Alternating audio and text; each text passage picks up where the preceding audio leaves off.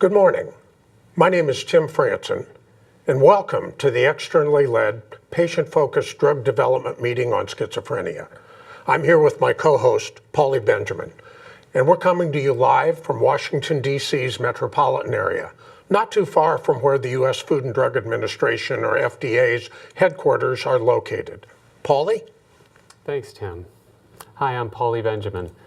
We're so pleased to be here today as the schizophrenia community comes together to share their experiences about living with the condition and their views on current and future treatments.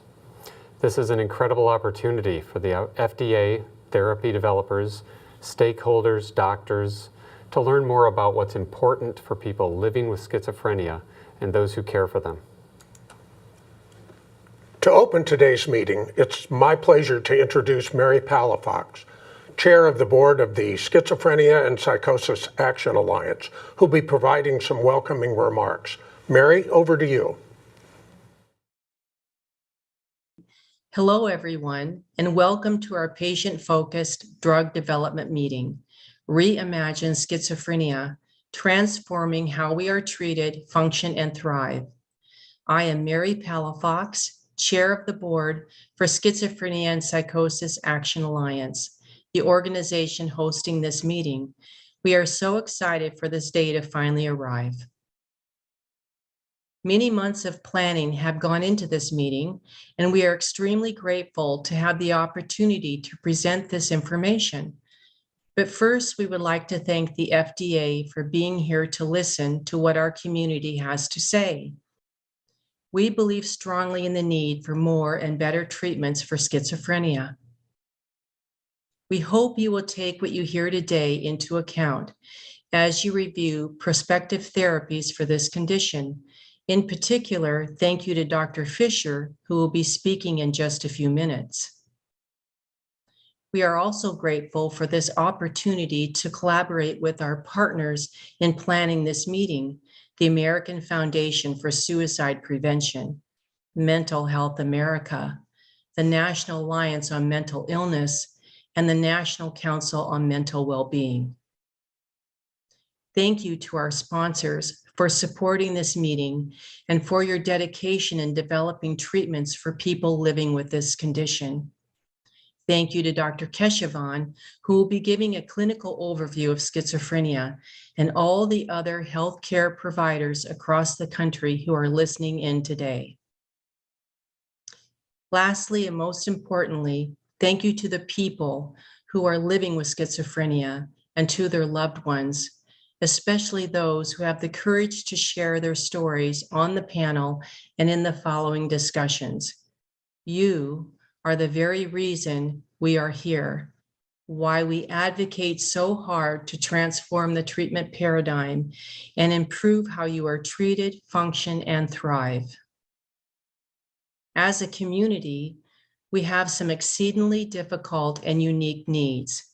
We face a lot of barriers in getting the type of treatment that is necessary to stabilize the condition, halt the progression of the illness, prevent cognitive impairment and neurodegeneration. It can take years for people to find the right medication to alleviate their symptoms, often traveling a road fraught with uncertainty, discrimination, and unbearable pain. I personally know how it feels to not know if your loved one will even make it another day, to be dismissed for not being sick enough to receive emergency care, and inadvertently enter the criminal justice system.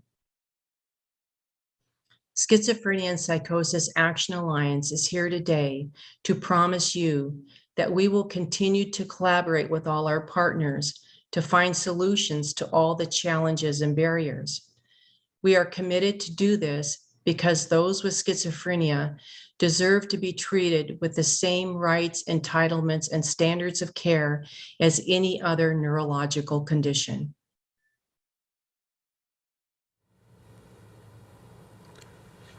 Thank you, Mary, very much.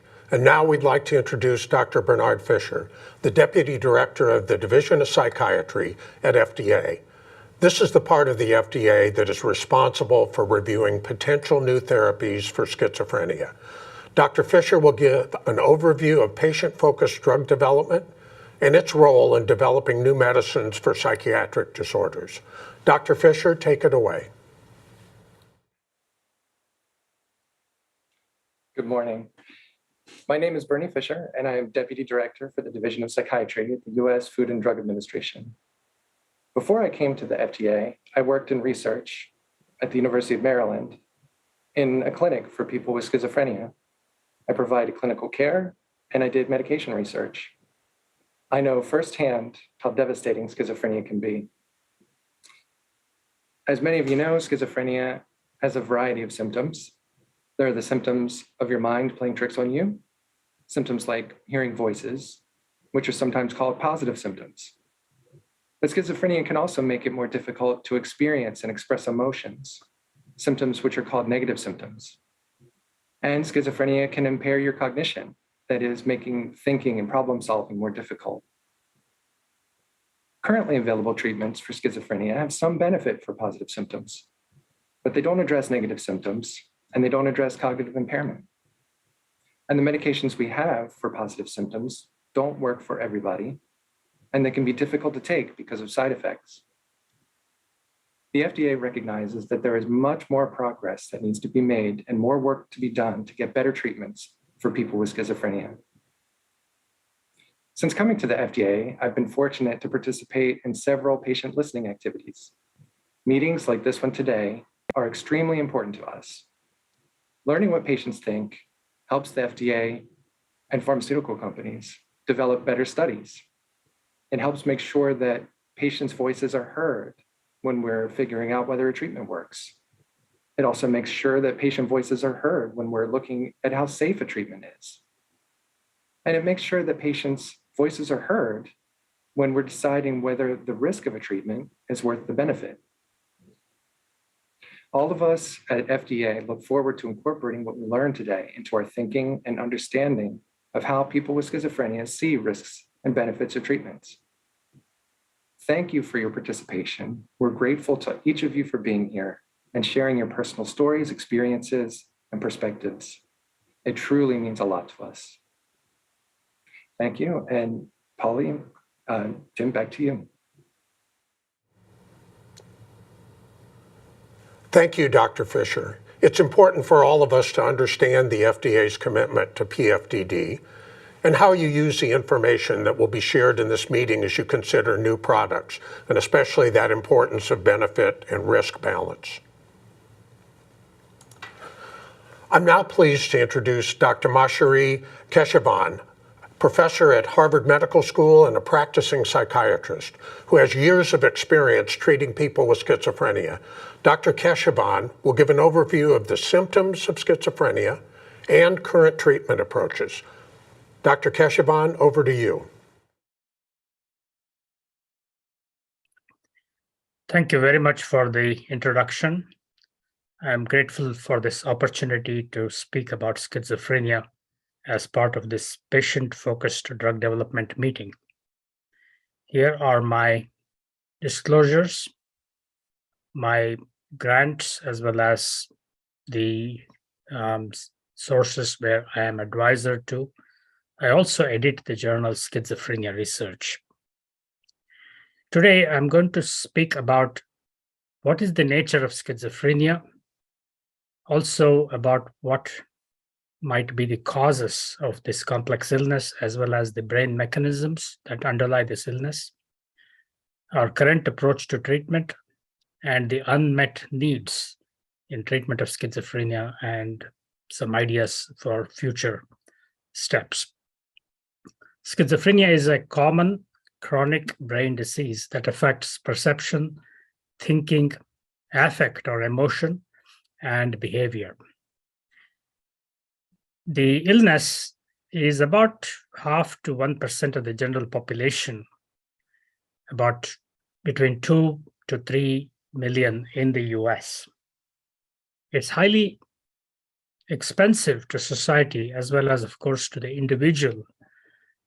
The personal suffering cannot even be named in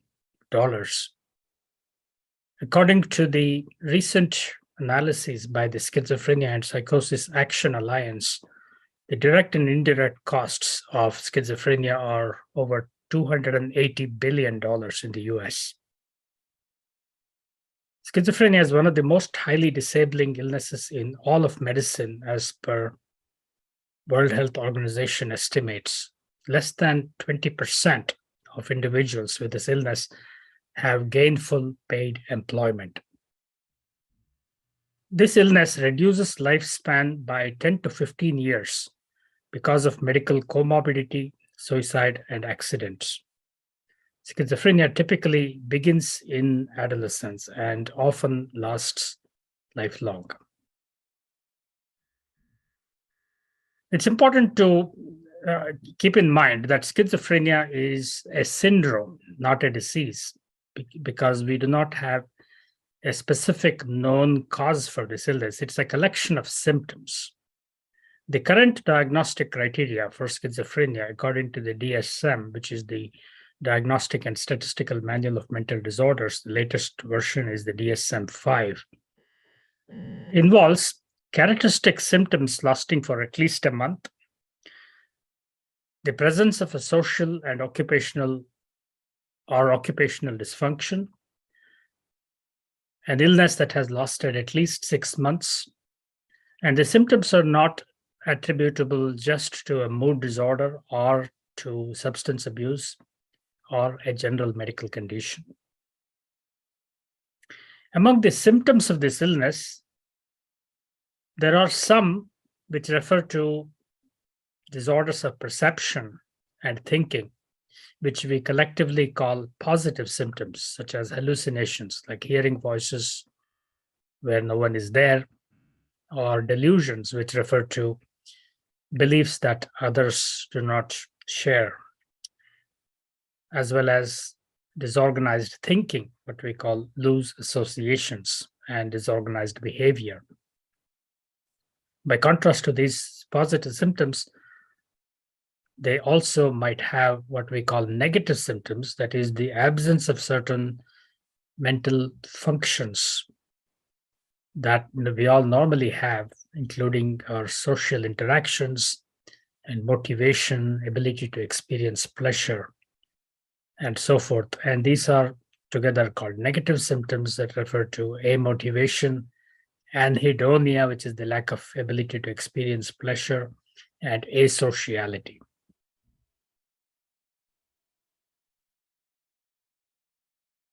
Now, in terms of the brain mechanisms that underlie these symptoms, imaging studies have shown that schizophrenia is related to dysfunction in multiple circuitries in the brain.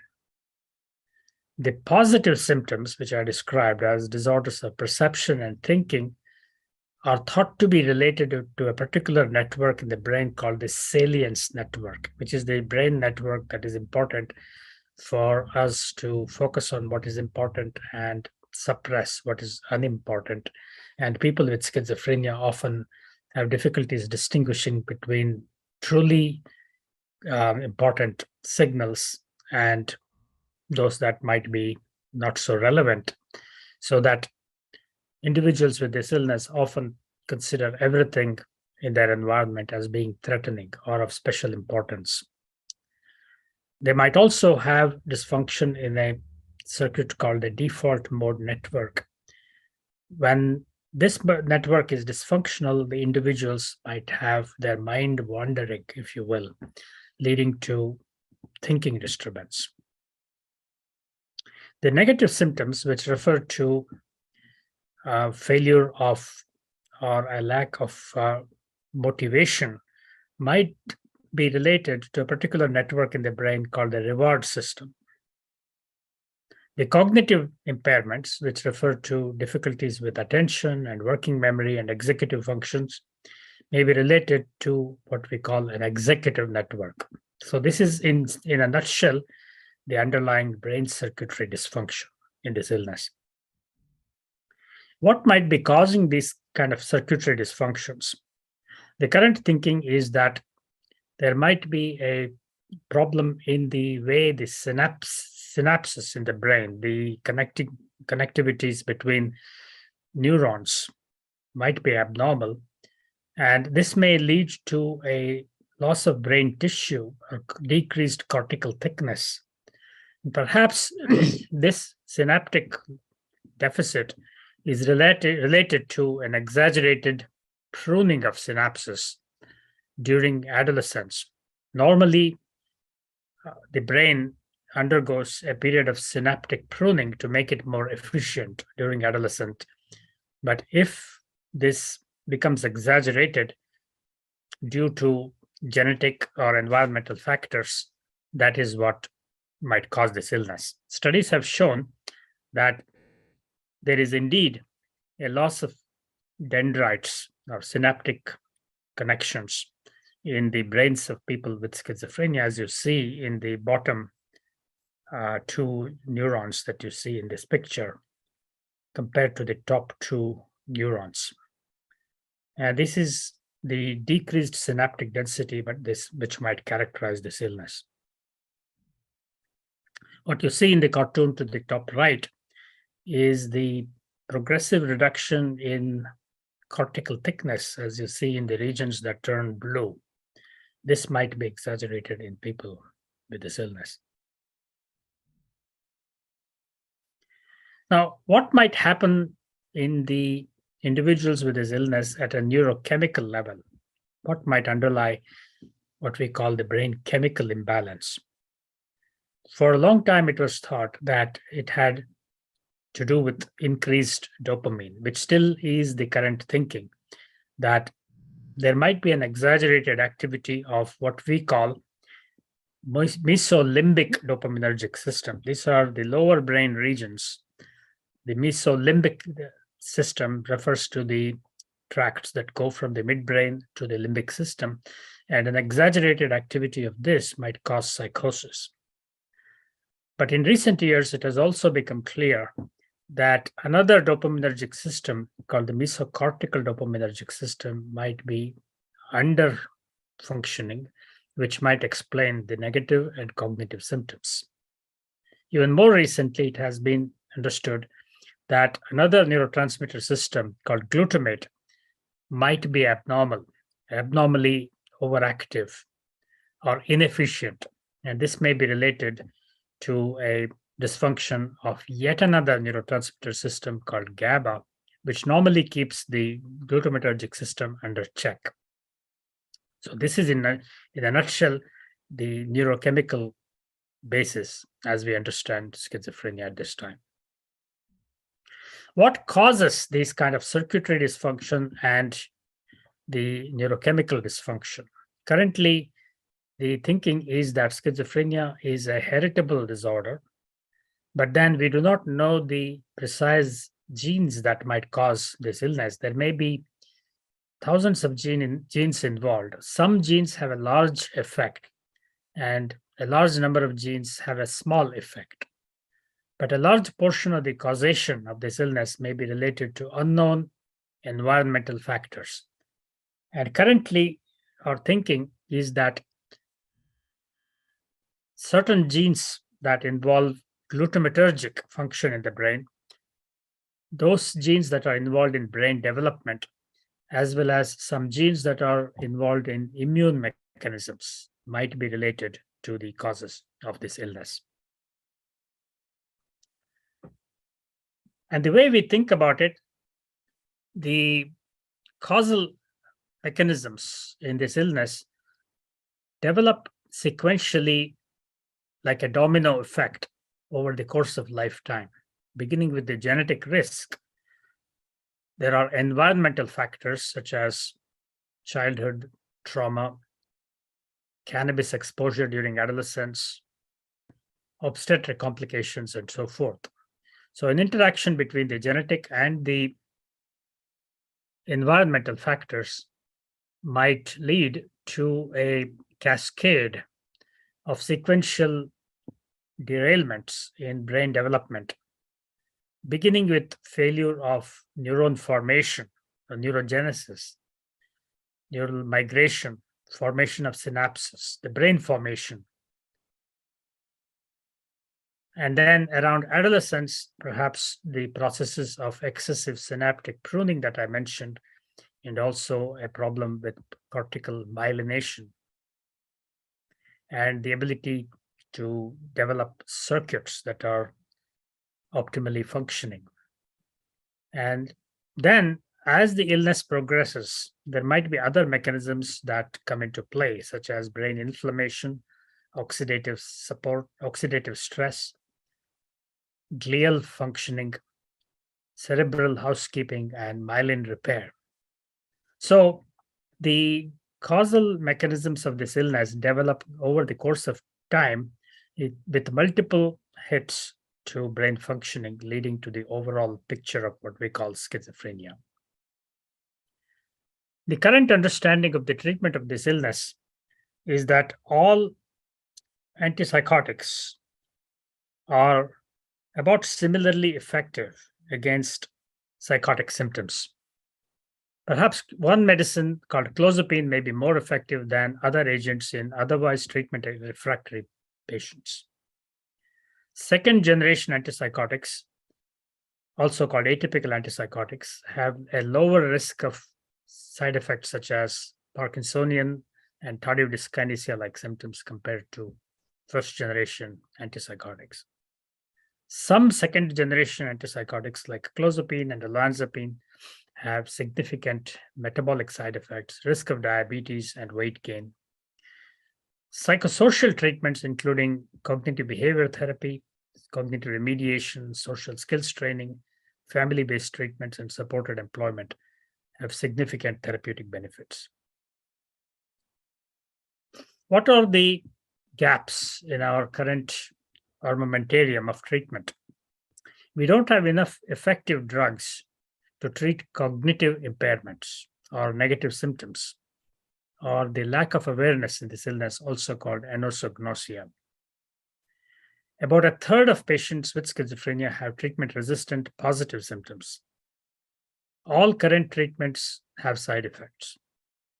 Over 3/4 discontinue treatment within 2 years. We do not have actionable biomarkers to predict outcomes or to make a diagnosis. We do not have treatments that modify disease. We have treatments that improve symptoms, but not disease-modifying treatments. In summary, psychoses are synaptic disorders of complex developmental causation. Treatments at this time remain symptomatic, but not disease-modifying. All current medications work by reducing dopamine transmission, even though we know that multiple neurotransmitters may be involved. Early intervention and coordinated care are very important. Novel approaches to biomarker-guided treatments are critically important. And new therapeutic agents that target a number of neurotransmitter systems such as glutamate, GABA, cholinergic, anti-inflammatory, and antioxidant treatments are critically needed. Thank you very much. Thank you, Dr. Keshavan. We're now going to turn to the core of today's meeting, which is to hear from you, people living with schizophrenia, and caregivers of people living with schizophrenia. As we've heard, patient-focused drug development is a more systematic way of gathering patient perspectives and input on their conditions and on available treatments.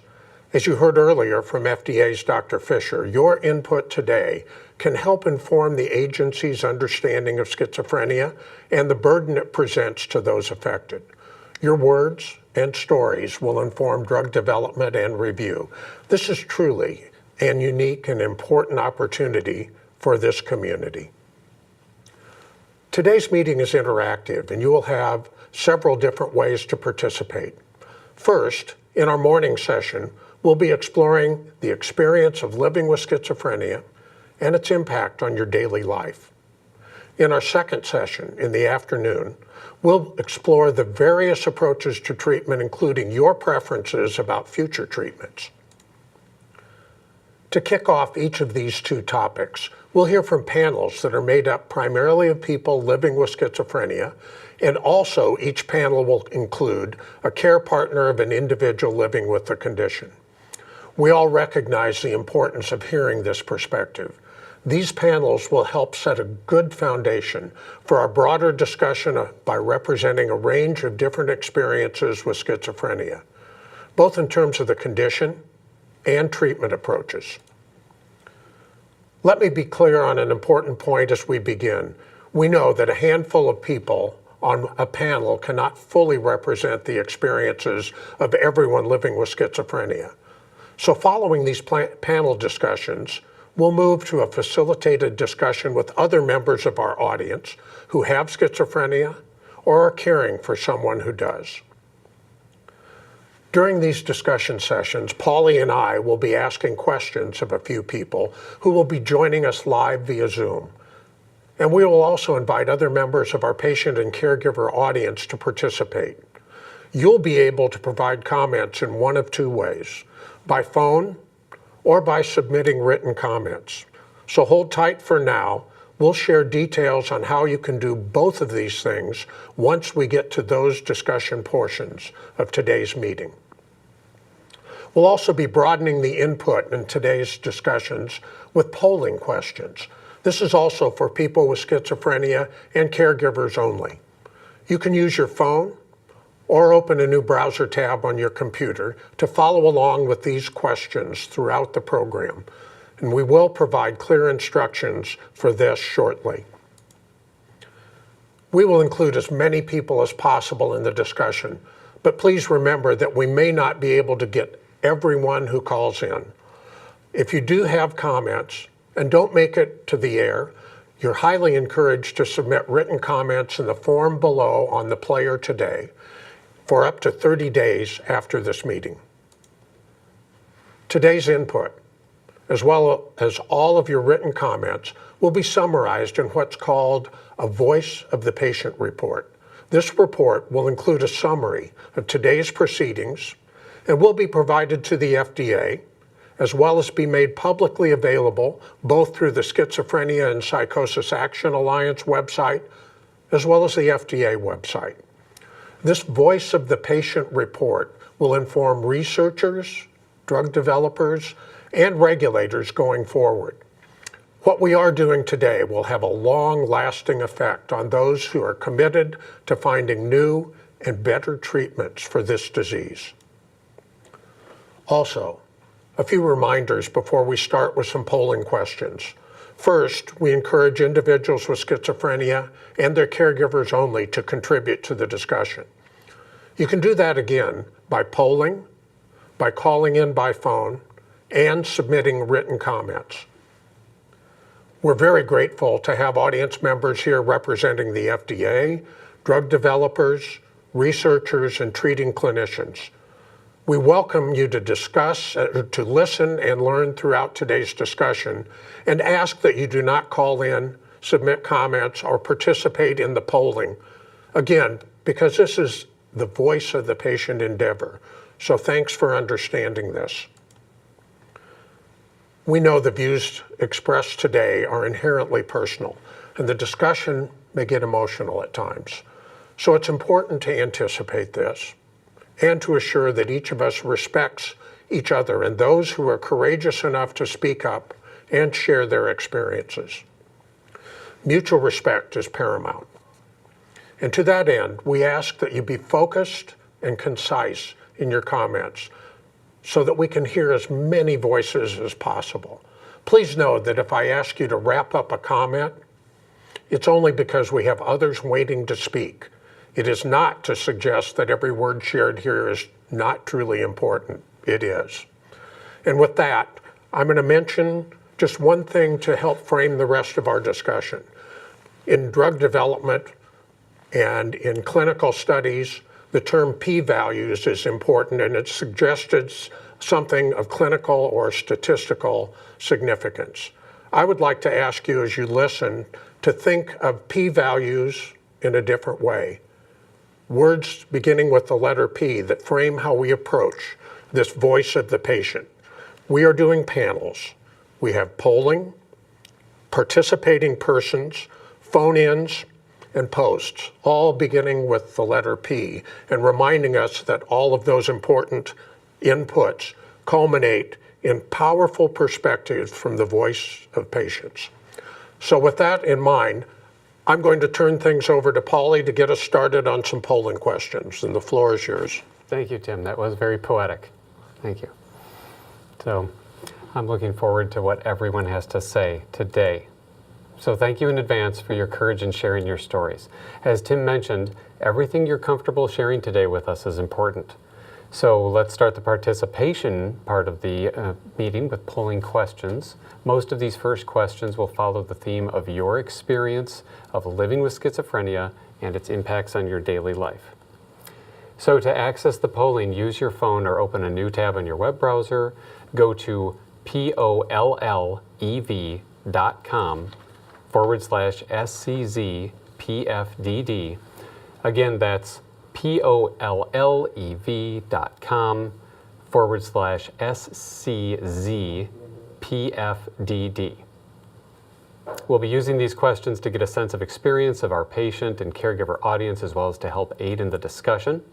Your answers will appear in real time, and again, you can answer them on a phone or your computer at pollev.com/SCZ-PFDD. And we'll give everyone a little bit of time to get their phone out, open a browser on their computer and what have you, and get over there to the pollev.com/SCZ-PFDD.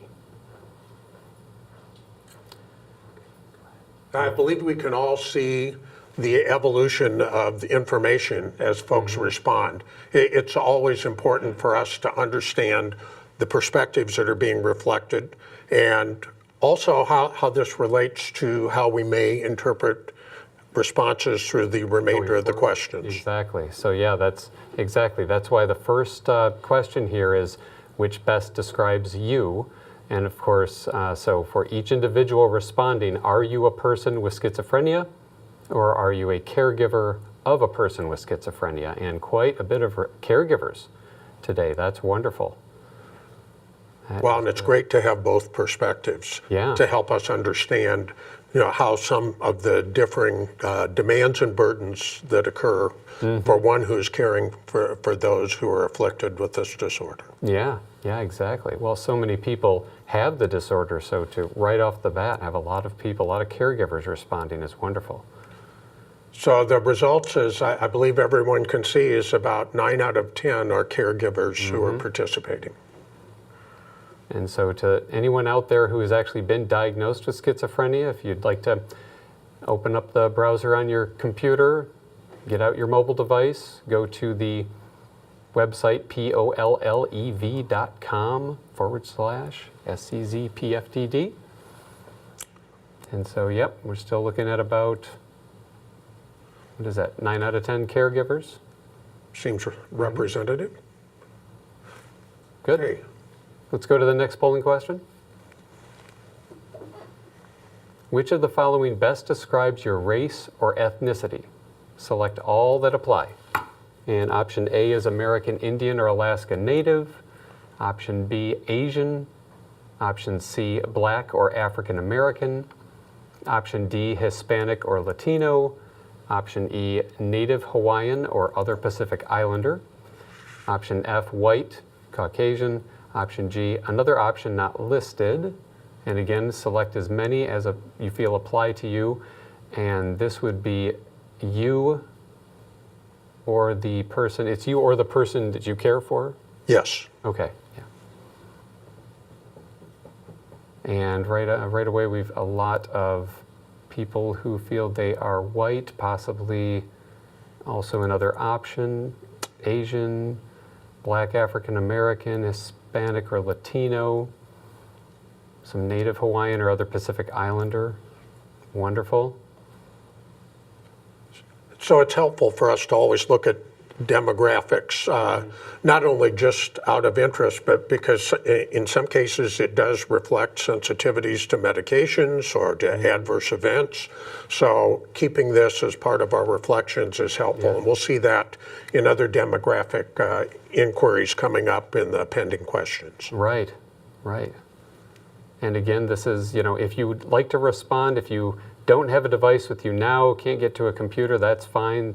This will be open all day today until 3 o'clock, and you can still leave comments after this for up to 30 days. So a few more people responding with Asian. Yep. Numbers still moving there. And again, this is all that apply, because especially these days, now more than ever, a lot of people identify with multiple different ethnicities, which is wonderful. Very good. So it's not quite representative of the array of individuals afflicted with schizophrenia in terms of those trends, but it's certainly enough to help us see that there's not just a singular representation. And do remember that the polling on this is confidential. So as honest as you can be, we've got another option not listed down there at the bottom. That's good to know. Very good. So let's see if we can move on. Maybe we're going to move on to the next polling question soon. Take your time, though, with getting on there and answering the questions as you can. Okay, the next question is going to be, with which gender do you most identify? Option A, male. Option B, female. Option C, non-binary. Option D, other gender not listed. And of course, again, Tim, these days, very, very relevant question. This is, okay, we've got mostly female respondents now. And for those of us who worked in drug development for our entire clinical careers, understanding that there may be gender differences in responses to certain medicines is important as we think about drug interactions or things of that sort. That doesn't happen to be one of the things we'll be drilling down on, but these are helpful reference points. Exactly. Good place to start from. And again, that website, pollev.com/SCZ PFDD. Got a couple people, or well, I'm guessing at that, maybe 1 or 2 people or so responding with non-binary. I hope we've got a lot of people who continue to tune in on this. The more respondents we get on this, the better. And I'm not sure what the denominator is on here, the number of individuals who are logged in and are also responding. But yeah, I can only imagine it gets more and more representative as we go on. Absolutely.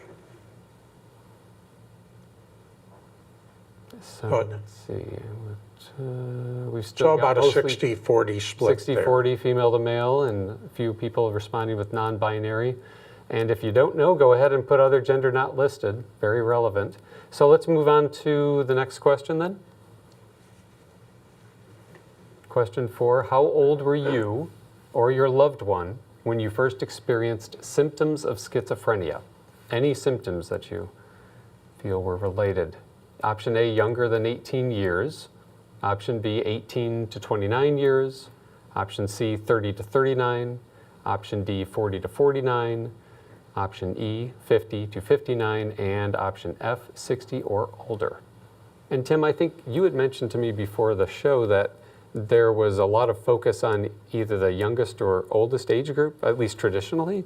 In drug development overall, not just in schizophrenia, but there are unique things at our bookends of age, if you will. And actually, there are study guidances or kind of guidelines for the elderly and for the very young. So difference in metabolism, in concurrent medicines and other things may influence a variety of treatment choices. So those are important to understand. Yeah, and we're getting a lot of people who feel their symptoms may have started at younger than 18 years. That's very interesting. Very interesting indeed. I mean, some would love to be able to break that down further and say, was it before age 6? Was it before age 16? To understand, we know that adolescence is a traumatic time, at least according to my kids, and probably yours too. as well. When, as Dr. Keshavan spoke to, some of that developmental things, the developmental things in the brain. Absolutely. So that's very interesting, and obviously a time of great physical and emotional change as you get into high school and college years and so forth. Of course. So yeah, we've got about 30% respondents younger than 18 and 61% 18 to 29, several 30 to 39, some 40 to 49. We had some respondents, we had more than 1% there at the 60 years or older. So keep going to that pollev.com/SCZPFDD.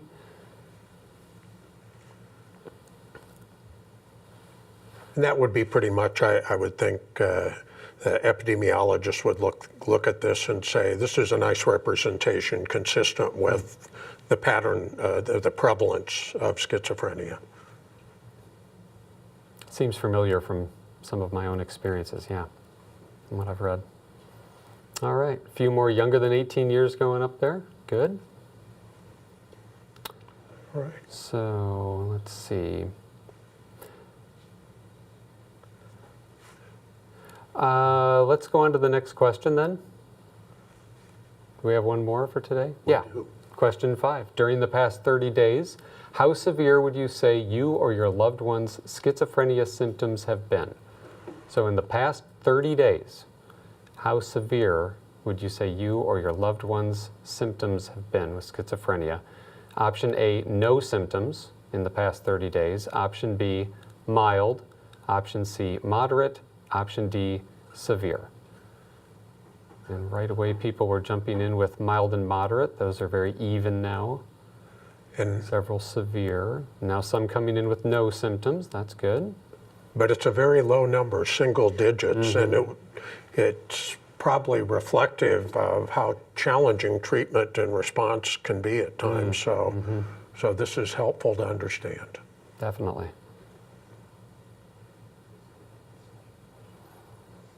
Yeah, that is good to see, though, and we're up to no symptoms at 10%, and that mild is at almost 40%, moderate keeping up there, but yeah, with the severe at 20%.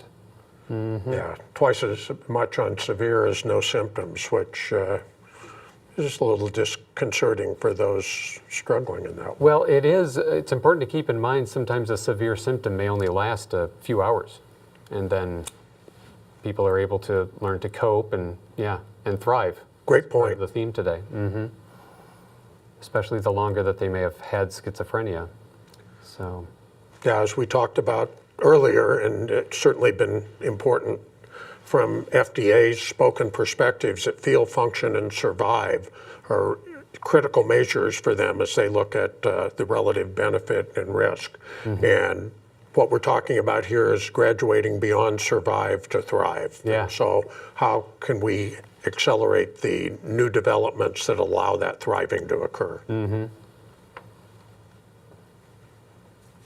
so still no symptoms around 10%, mild and moderate even at about 40, and severe at 20. Okay, so looks like those are floating right around those same numbers, so that's good. Thank you for your responses on that. And I believe that's our last question for now.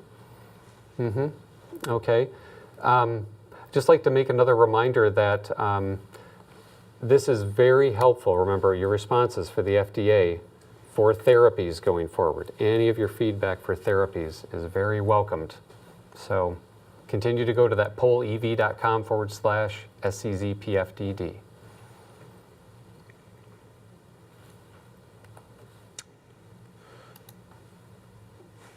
So thank you for participating in these polling questions.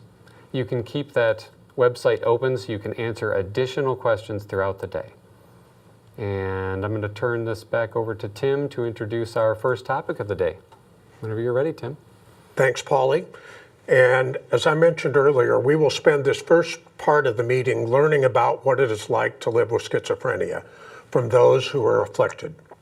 Learning about what the symptoms and health effects of the condition are, how they impact daily living.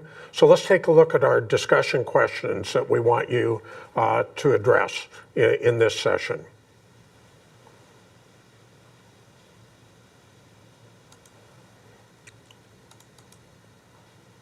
Very good. Question 1, of all the symptoms of schizophrenia, which have the most significant impact on you or your loved one's daily life? And the second is, are there specific activities that you or your loved ones cannot do because of schizophrenia? And the third one, how does schizophrenia affect you or your loved ones on the best and the worst days? Describe your best days and your worst days, best you can.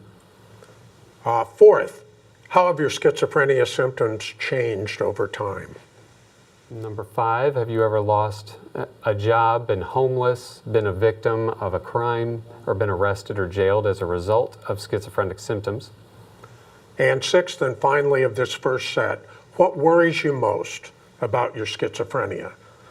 So with those things in mind, this gives us, if you will, kind of the same roadmap in anticipating our shared journey today. To help us delve into the answers to these questions, we're going to testimonials from a panel of people living with schizophrenia and a caregiver of someone living with schizophrenia. To get us started, my co-host Paulie will share his experience. So Paulie, thank you for being brave and leading us on. Thank you, Tim. Appreciate that. And I want to say that I can't express my gratitude enough to fellow members of the community here for your bravery in being here along with us. I am so honored to be here as not just a moderator, but a panelist. And by the way, the video you're going to see that I filmed myself is in a multimedia room of a clubhouse community in Grand Rapids, Michigan, where I'm a new member. Someone later on in the show here will talk about being a clubhouse member in a different community. But for people who've been diagnosed with schizophrenia and other brain diseases and conditions, communities like that are very important. They're safe places for us to gather together. So let's watch videos of the panelists. You'll hear me tell some of my story, and then we'll also hear from Anita, David, Zahura, and Julie, who have all bravely agreed to speak about their experiences. So let's take a look.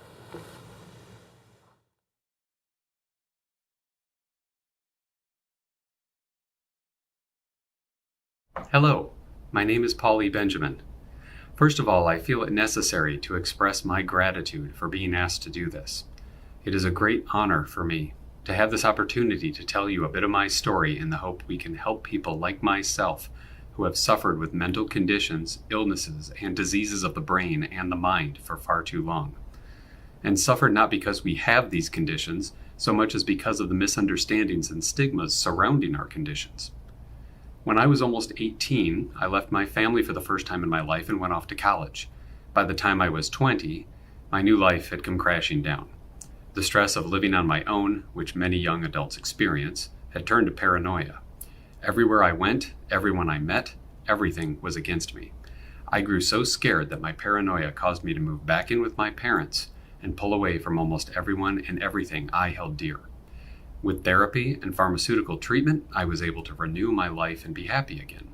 However, although eventually I started a good family, I went off my medication because I figured I didn't need it anymore, even though I was unknowingly self-medicating with alcohol and other means. My marriage began to fall apart, and other stressors led me to inpatient therapy and other treatments, including new pharmaceuticals 3 times. At almost 30, I was diagnosed with schizophrenia. Eventually, I got divorced and almost lost everything again. Today, I see my diagnosis as a very good thing. It did set me on a path that was much easier to tread and see and feel towards who I am today, made stronger because of the knowledge of my symptoms and suffering of my schizophrenia, not in spite of them. But only quite recently, I've come to realize much of my suffering was due to viewing my mental illness as only negative conditions. Now I've chosen not to ignore negativity nor pretend it doesn't exist, but to make it something I and I alone perceive to be positive. Like when I hallucinate sights, sounds, and intentions, sometimes called thought insertion. In the past, these things would scare me. Examples: that person winked at me. Why? The song on the radio is intended to convey some special meaning just for me. What is it? I heard a whisper that what I was just thinking about is a good idea. Who said that? Now, instead of fright born of surprise and confusion, I've trained myself to see, listen, and pay attention to these things, and then let them go. Perhaps that person did wink, but they're 50 feet away from me.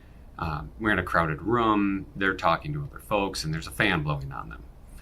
Perhaps that song resonates with me in a good way, helping me with perspective I haven't had before. Perhaps someone did just whisper, but my mind heard what it wanted to, or maybe it was just the wind after all.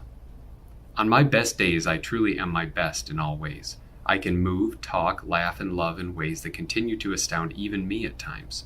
And many people, I'm sure, will tell you that as gullible as I am, my ego can be gigantic, and I tend to enjoy thinking I'm 2 steps ahead of everyone, and therefore I shine a bit of the hard to impress, easy to bore attitude. But in truth, at my core, it's anything but that. On my best days, I shine not to impress, but to share. However, on my worst days, my best qualities turn sour. My ego remains large but is hollow. I need affirmation, support, and consolation that I'm okay, all the while bleeding the emotional resources of those who want to help me. I tell myself it's so I can help others, but it's not.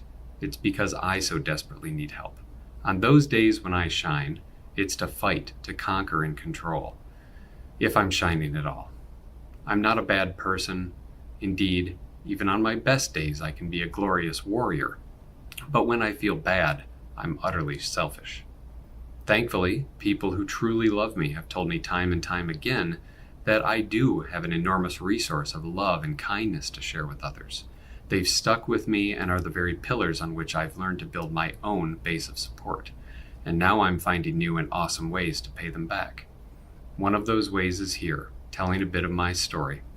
The one thing that troubles me, though, the most about schizophrenia is those who exhibit undiagnosed symptoms of the disease in antisocial or destructive ways. A friend of mine once told me about his son who was diagnosed with autism. He said to me, "I see signs of it all over in people who are not diagnosed." How many people are suffering from schizophrenia? Symptoms not because they're in denial, but because humanity's attitude and treatment for mental diseases has been so stigmatized, criminalized, and marginalized that people are trained to be terrified to admit their negative behavior is truly worthy of help. I believe, if nothing else, we're all here to learn from each other what we can all do best to enhance the ever-evolving beauty of life. So let's do that. Let's help each other. Thank you.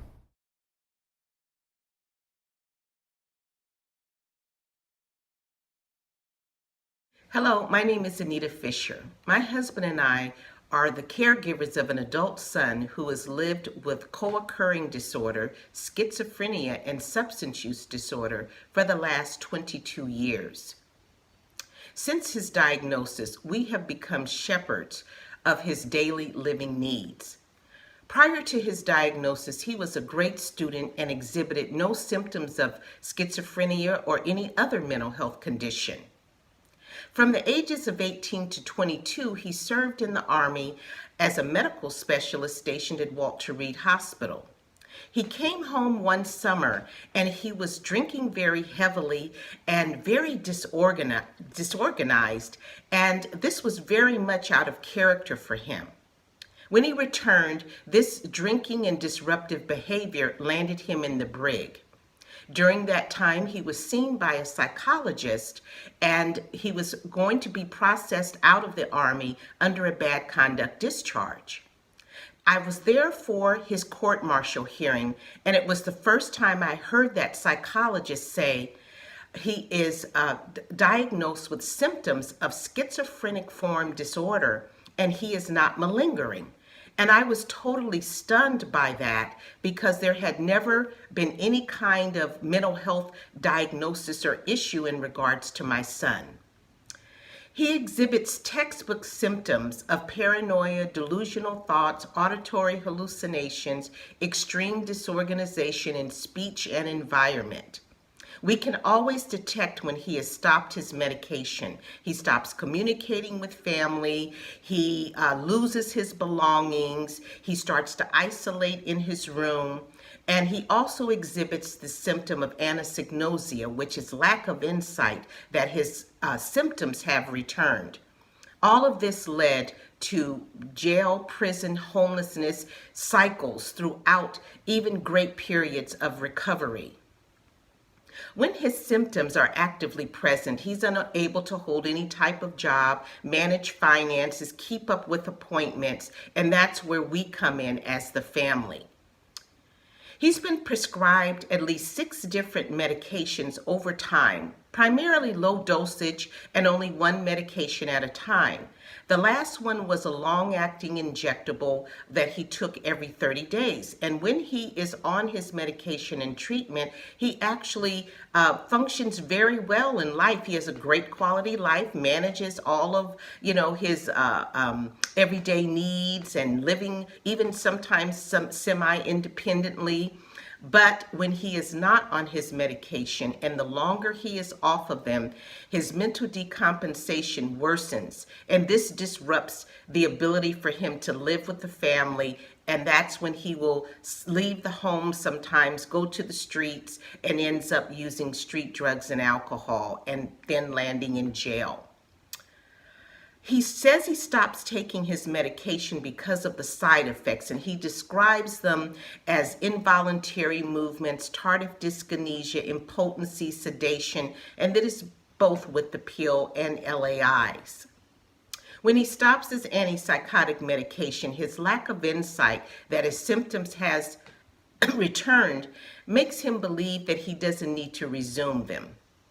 We do have discussions about the benefits versus risks, but even showing him photos of himself before and after.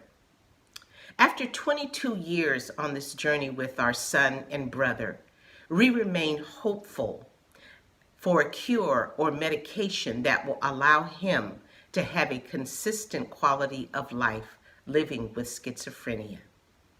Thank you.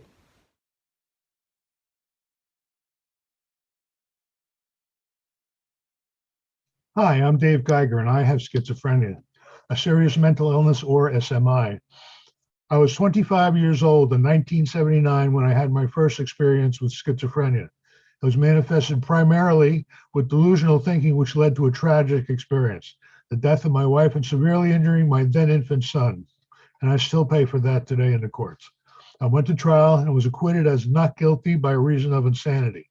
In May 2000, I had a relapse. Since my most recent release from the hospital in 2004, I have had no problems. I remarried twice and still live now with my third wife since July 2016. She does her share of paying the bills and I pay mine. Her friends have also befriended me. One of them has an autistic son.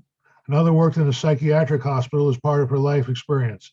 I struggled, but nevertheless, in 2018, I won the Albert Nelson Marquis Lifetime Achievement Award from Marquis Who's Who.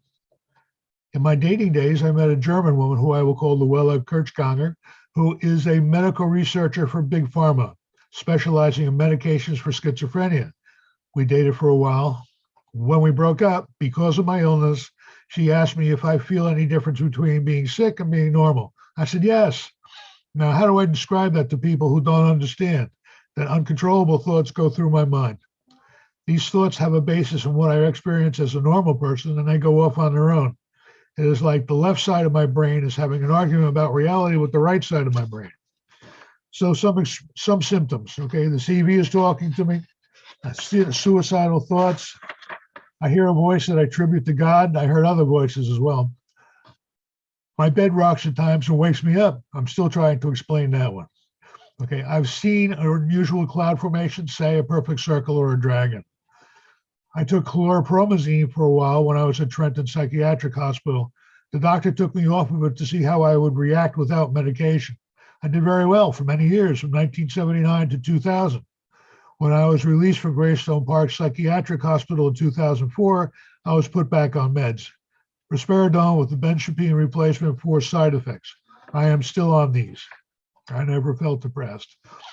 I have been most fortunate to have recovered to full remission despite what the judge says. She says that schizophrenia is incurable and therefore I need to be monitored by the court.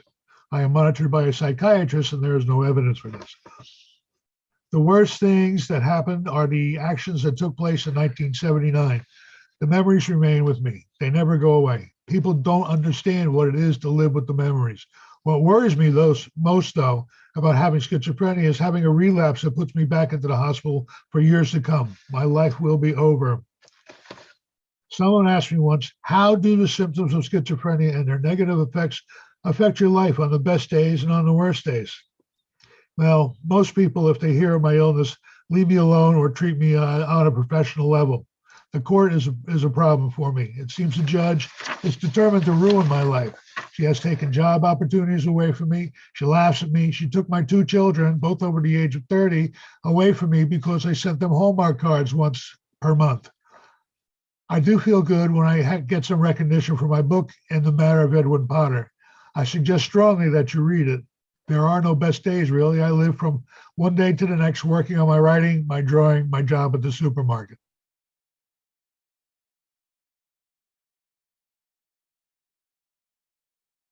Hi, my name is Zahora, and I'm a schizophrenic group leader.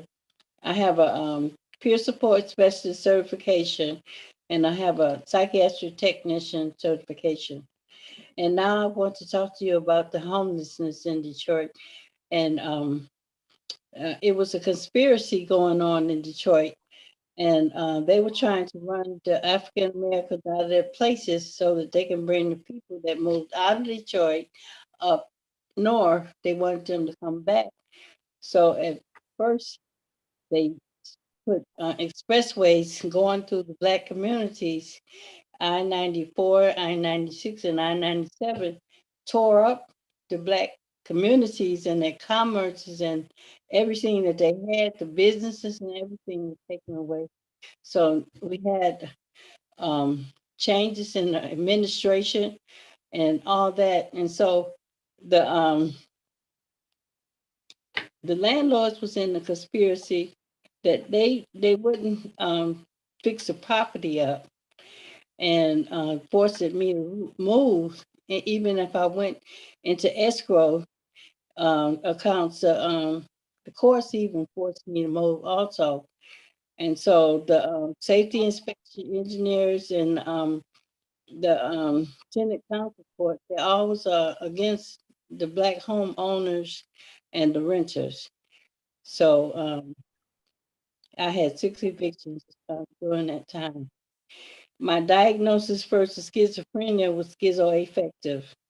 I was faced with using drugs like marijuana and pills,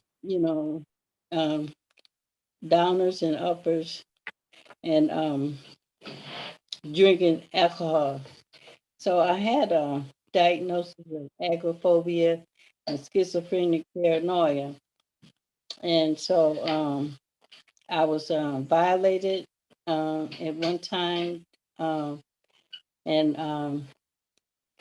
it was a dark past of brokenness. And I lost my family because of homelessness, and I got them back after working so hard, getting them back in the court. I even tried to die by suicide, but I don't have those ideations any longer.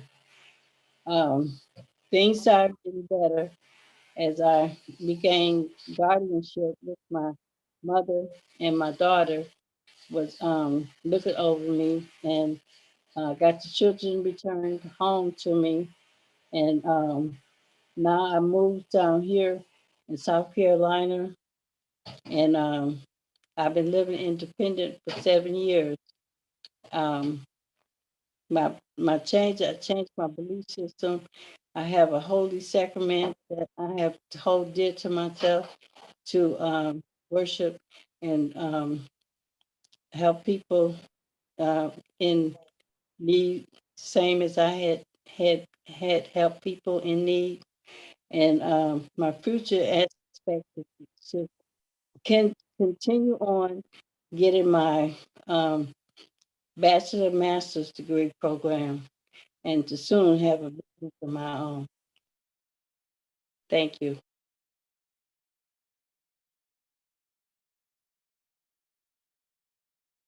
I'm diagnosed with schizoaffective disorder, bipolar type, general anxiety disorder, and depression. My diagnosis came shortly after the birth of my daughter in 1993. I did battle depression throughout my high school and college years, and I had thoughts of suicide and I acted in self-harm. In 1993, after having my daughter, I began hearing voices telling me to harm her and myself. I knew this was not normal. I immediately called my obstetrician. He told me it was a simple case of baby blues and every new mother went through this phase. He said I'd be fine. But the voices continued. I was concerned that I would end up hurting my child. And I was afraid to tell anyone about the voices because they might take my child from me. I decided to go to my primary care physician. He listened and referred me to a psychiatrist. However, the first appointment I could get was 6 weeks away. After that long wait to see the psychiatrist, I was placed in the hospital's psychiatric unit. I was evaluated and placed on medication. At this point in my life, I was teaching full-time, working on my master's degree, a wife and a mom. I continued to hear voices and thoughts of suicide. I was hospitalized numerous times. When medication was not working, I agreed to have 9 ECT shock treatments. It was only a temporary fix. Soon the voices flooded back. In 1997, I went to the Reimagine Clinic for 9 weeks of intensive treatment. The time there helped. However, it was decided that I could no longer handle the stress of teaching and had to give up my career. Throughout the years, I had to be hospitalized many times, and at times of stress, I struggled with voices and hallucinations. Schizophrenia not only affected myself, it affected my entire family. As I fought this mental illness, I found the love of food. I became addicted to food. The more stress I was under, the more food I would eat. I was using food as a way to self-medicate. It did not help that the medications I was on listed gaining weight as a top side effect. I was too drowsy to get out of bed. I tried to exercise, but I simply was just too exhausted. I lived to eat and sleep. Prior to mental illness, I was a healthy, active individual. I weighed around 175 pounds. As my illness increased, so did my weight. In 2018, I hit my highest weight of 400 pounds. I felt horrible. But thankfully, I had a wonderful husband that told me I was the most beautiful woman he had ever met. On May 13, 2019, my life was forever changed. My husband of 28 years had a massive heart attack in front of me in the driveway. I did CPR until the paramedics arrived. When I got to the hospital, the doctor told me my love of my life was gone. I have never felt such pain in my life. The loss of my husband sent me into a bout of psychosis and depression. Although food had always been my source of comfort, I couldn't eat. My friends and family tried to get me to eat. I wanted nothing to do with food. I soon dropped a lot of weight quickly. However, I knew it was necessary to eat to live, but I didn't want to live without him. My psychiatrist became very concerned about my quick weight loss. He placed me on 2 brand new antipsychotics. I had very little side effects. I became stable and my weight loss slowed. I started to feel a little better. In 2021, 2 years later, I was sent a letter informing me my antipsychotics were no longer on the formulary. My psychiatrist tried everything to keep me on my medications. None of our appeals were successful. My psychiatrist began a search for a new antipsychotic. As a team, we decided to go with older antipsychotics. I have now been on these medications for a few months. And I'm going through a rough patch. Dealing with psychosis is very difficult. I do have an advantage. I have dealt with schizophrenia for almost 30 years. I'm older and wiser. Most importantly, I know when to ask for help. I have been able to maintain my current weight of 240 pounds. I do fear that I'm going to gain weight being on the older antipsychotics. I am fully aware that there are side effects to the medications. With that knowledge, I hope I am better able to make healthier choices in my life.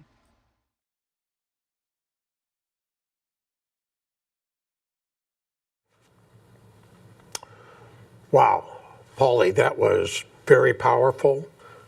It was thought-provoking and moving.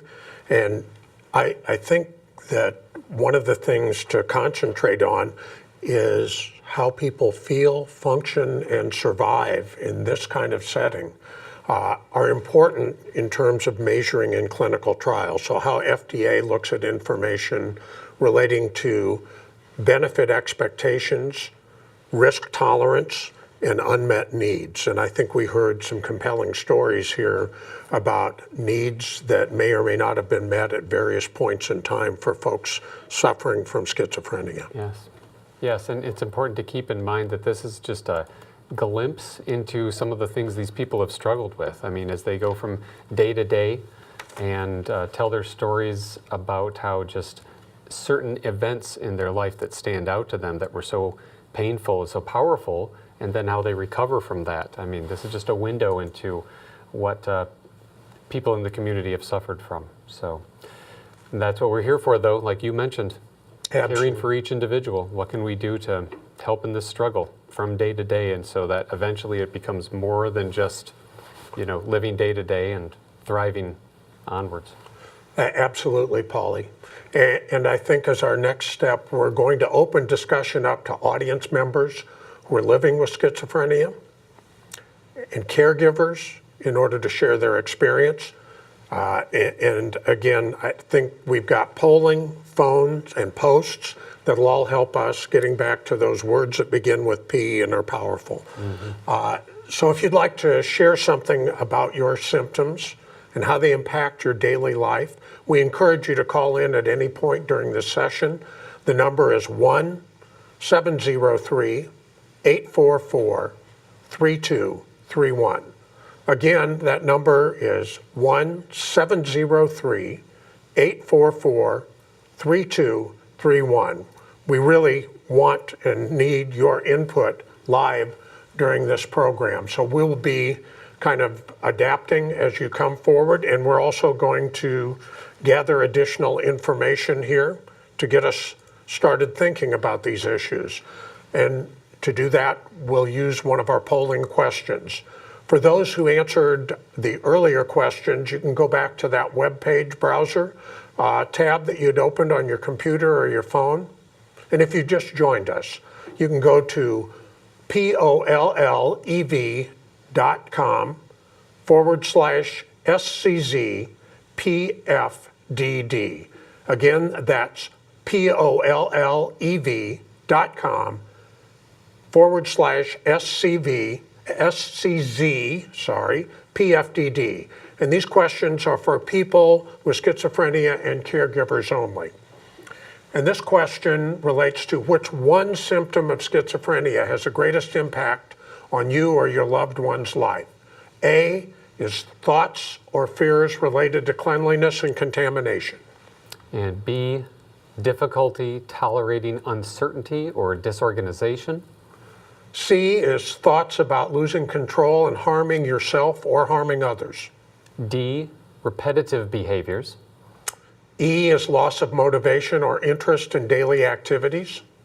F, seeing, hearing, tasting, smelling, or feeling things that others do not. G is feeling convinced you are extremely special or talented. H, experiences with telepathy, psychic forces, fortune telling, and the like. I is feeling afraid. J, feeling like you are being watched. And K is not trusting other people.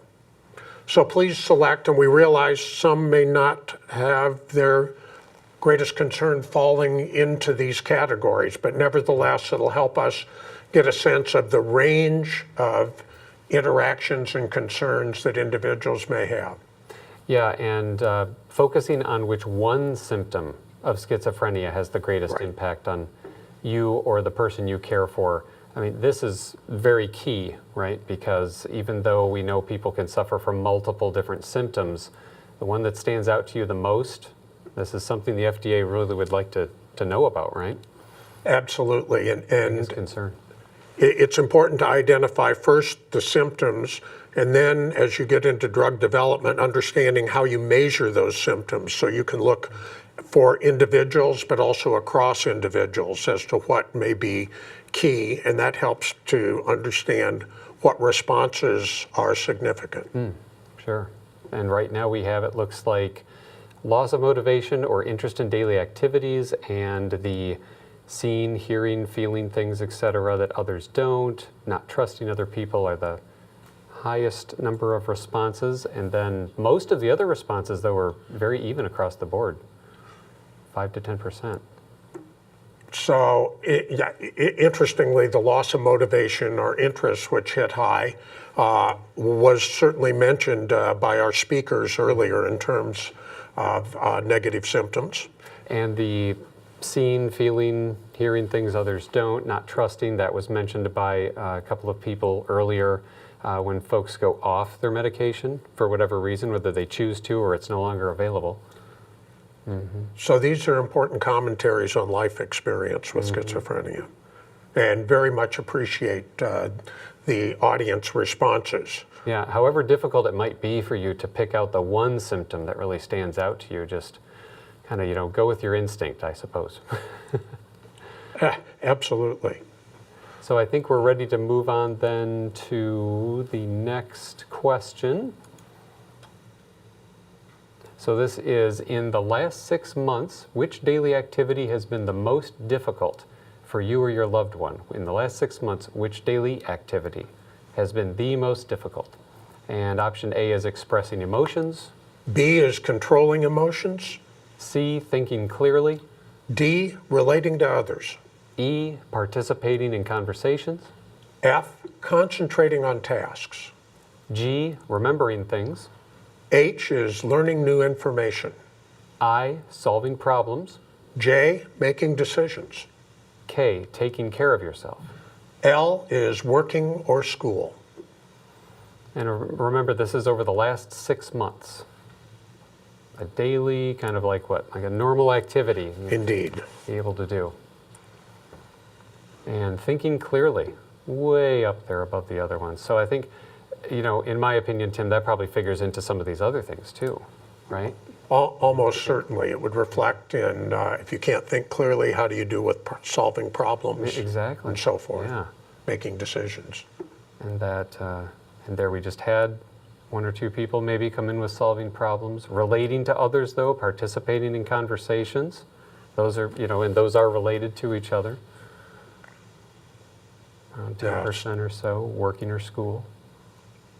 Yes, and understanding whether these are representative of uncontrolled issues with schizophrenia or with treatments. So understanding that can have some overlay, and that a lot of these things, as you've already pointed out, Paulie, have a degree of overlap and interrelation in some of the symptoms. Taking care of yourself at also 10%, equal with relating to others, participating in conversations. This is good. Excellent. And so again, in the last 6 months, which daily activity has been the most difficult? So thinking clearly and being able to function as desired at work or school, understanding a lot of them in early onset disease, maybe in college, high school, and so forth. Oh yeah. So school is an important and some people life experience. Have a job and go to school at the same time. Right. So I think we can move on here, and I'd like to bring us to the next polling question, if we're set for that. Yeah. Sounds good. And for those in the audience, if you would follow along with us, have you or your loved one ever experienced any of the following life events or circumstances? And select all that apply. So you can start with A, struggled with relationships. B, had difficulty with school or a job. C, lost a job or was expelled from school. D, was the victim of a crime or abuse. E, homelessness.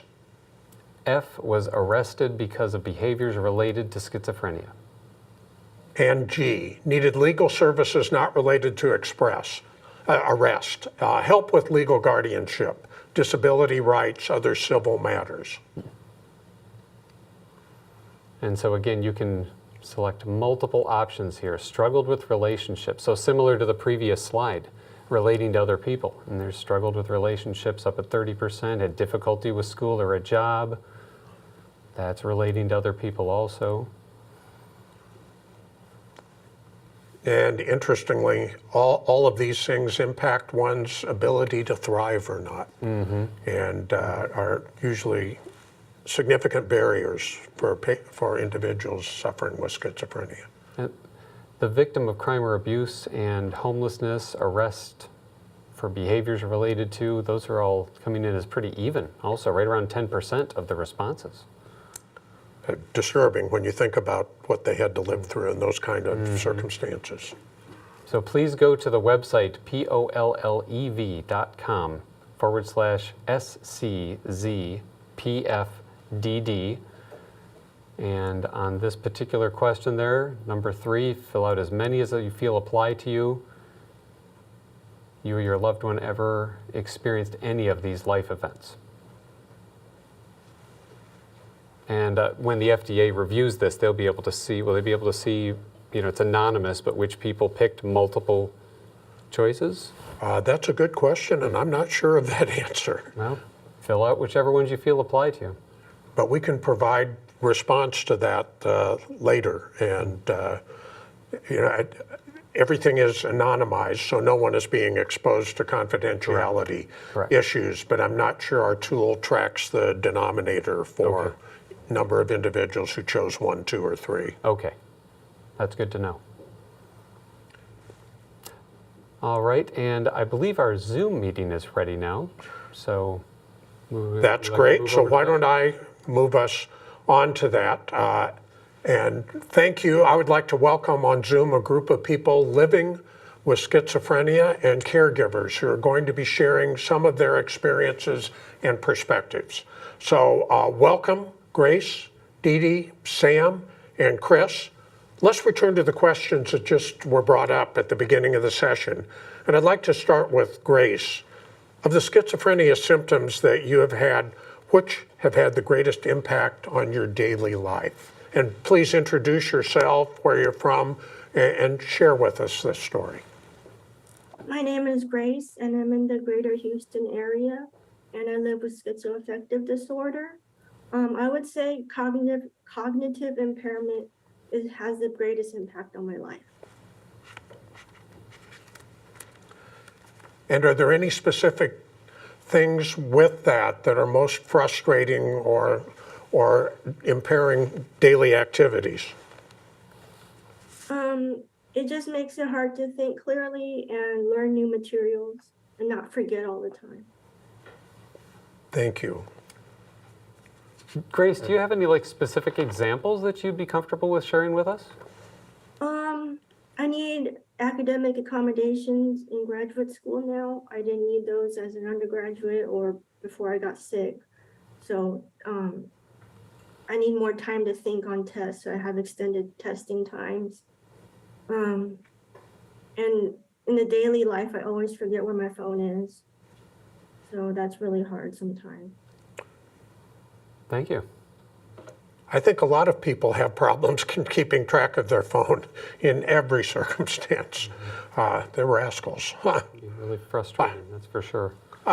Chris, can we ask you as a caregiver to provide some comment on this as well? And yes, again, introduce yourself and so forth. Yes, thank you. Good morning. My name is Chris. I'm in the Western North Carolina area. I'm both the dad and guardian for my 33-year-old adult son who's diagnosed with schizoaffective disorder. And I'm also a board-level volunteer for NAMI and our local health agencies. I would really reinforce what I heard from Grace and that I'd call executive functioning, which is very closely aligned. and how difficulties with executive functioning impact everything from housing to work to managing my son's everyday life activities. Mm-hmm. Thank you. Very, very helpful. Mm-hmm. Thank you, Chris. And before we go on to sure, another go ahead. question and responses from our Zoom panel, how about we switch over to a caller in just a little bit?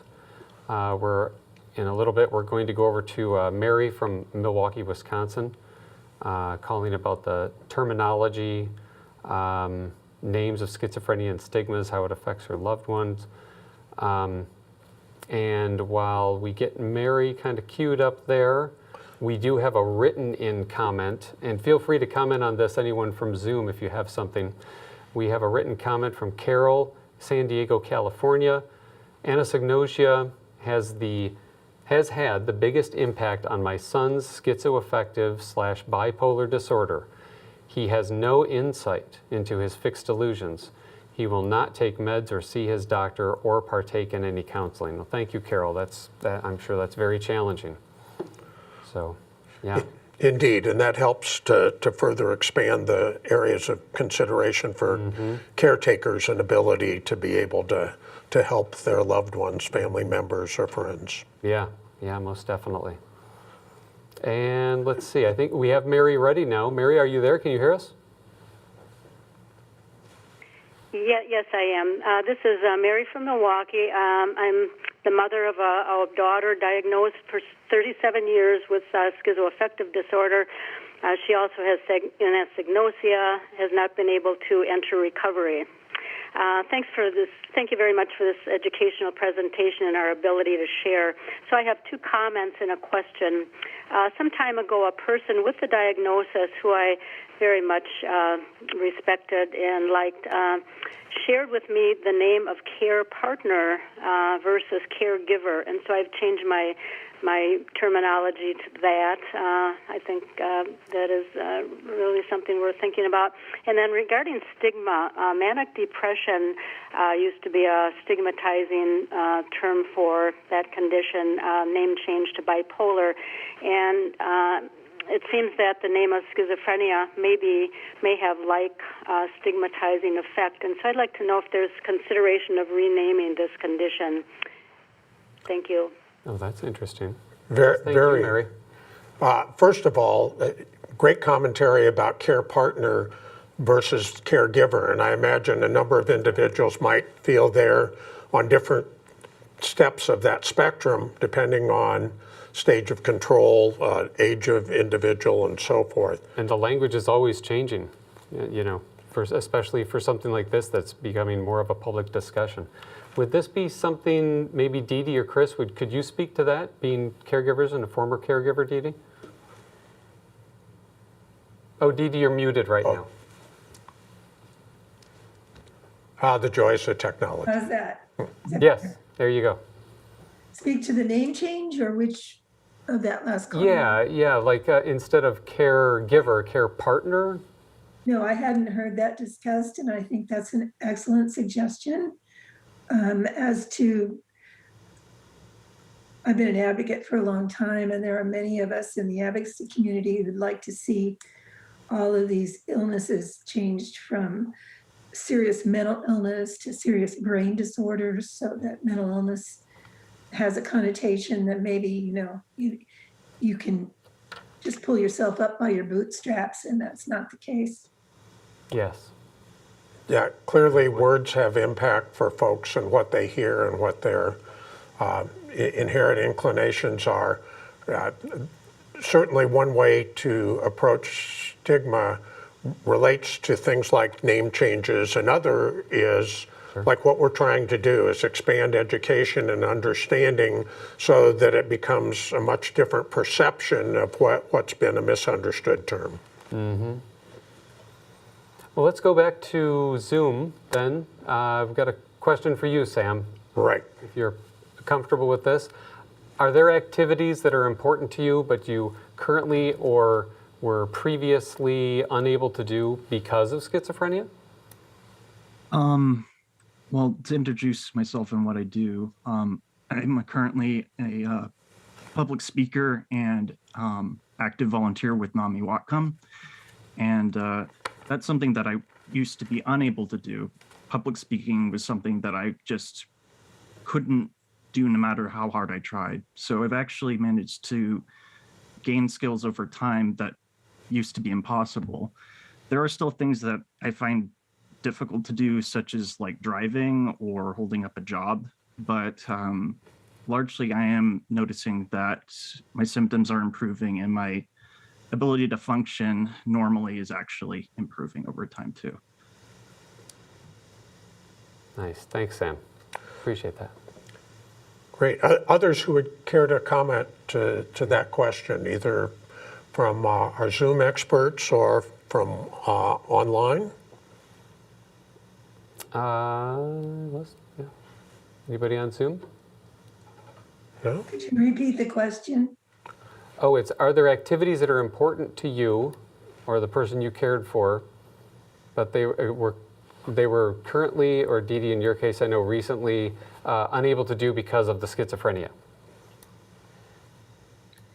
Well, just to be clear, I live in Northern California, and I was the advocate and parent of a son with schizoaffective disorder for over 20 years. He's now deceased. He died on a hospital psych ward. And in the last few months of his life, and he'd had the best year of his life, he lost his ability to remember things. He couldn't function at work. And a lot of the things that you mentioned here, loss of motivation, not trusting people, delusions came back. So multiple symptomatic issues leading up to the time when he died. Thank you for sharing that, Dee Dee. That I can tell that the memory for that is still very powerful. Mm-hmm. And we know that you all have additional stories to tell, so you can actually expand beyond how we begin the questions as it relates to overall experience.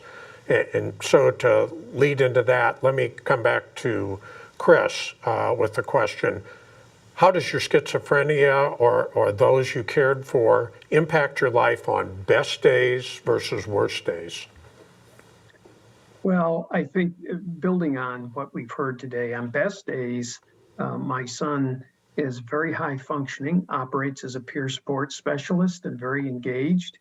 On worst days, he's very withdrawn, has challenges with his cognitive functioning and comfort in being around others and going about his daily life. And so I think that the challenge for him, as I've heard with others, is trying to maintain as high a degree of good recovery and engagement in his life as possible and have insight about how to do that. Yeah. Makes sense. Does anyone else have anything on that? If not, we'll go on to another call in a little bit. Great. Yeah, we'll touch base with Thomas from Wheaton, Illinois, who is actually someone who has been diagnosed with schizophrenia. So we'll be hearing from Thomas in a little bit. In the meantime, a couple of our written comments here. So let's see, Michael, also from Illinois. Symptoms that have the most significant impact on her loved one's life is being terrified of the world and nearly everyone. So that's Michael from Illinois about her loved one.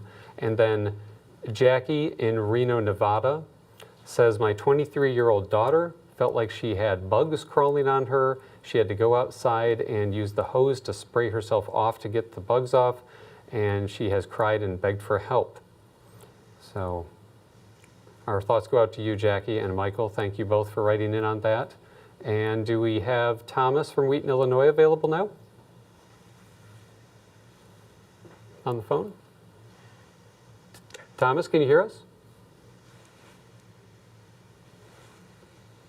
No Thomas. All right. Well, would we, Dee Dee had her hand up, yeah. So let's go back to you. I'm guessing best and worst days, but beyond that. I'm just thinking, as a mother, On his best days, my son was a person you would want to have as your friend. He had tons of friends. He always looked out for the underdog. He was very good at expressing gratitude and appreciation. He organized a Parents Appreciation Day when he was in college, thanking parents. And so the juxtaposition for the person he was on his good days to the person that he acted as on his worst days, he would become aggressive and violent and hateful and scaring me, scaring his sisters. He would take off and fly to foreign countries, and I would have to get him back home. He'd end up in jail, and I'd have to drive to wherever he was to pick him up. And I knew this wasn't him, and it was just gut-wrenching as a mother to know who the real person was inside of all that, and to not have other people know who that kind, real, valued person was. And Dee Dee, to carry on just a bit further, I mean, you've taken this educational process far beyond just discussion and have authored a book. Would you care to talk a bit about that? When my son died, quite a few people were irate with our system. They wanted me to sue doctors and hospitals and the Kaiser system. And I was exhausted after 20 years of advocacy, and I knew it wouldn't bring him back. So instead, I used my energy. I wrote. It just so happened I was writing a daily diary, which turned out to be the last year of my son's life. So I actually captured his life. And he was posting comments on Facebook all that year. And I went back and I attached his comments to my comments for each day. That turned into a gold medal winning memoir, Sooner Than Tomorrow, A Mother's Diary About mental illness, family, and everyday life. At the same time, I had a blog and I was posting the stories of moms from all over the country. And I thought these stories need greater exposure. So I collected those stories into the second book, which is called Tomorrow Was Yesterday, Explosive First-Person Indictments Against the U.S. Mental Health System, Mothers Across the Nation, Tell It Like It Is. And that one is Silver Medal for Social Change and Social Justice. Oh, that's awesome. Thank you. And you know, those caregiver impressions from both you and Chris are very compelling. Let me ask Sam if you'd be willing to comment on this, the bookends, the best days versus worst days. Well, most of my days are actually pretty good at this point in my life. Since I take medication every single day, and it actually works very well for me personally, I largely don't have too many bad days, or they're very rare and easy to cope with.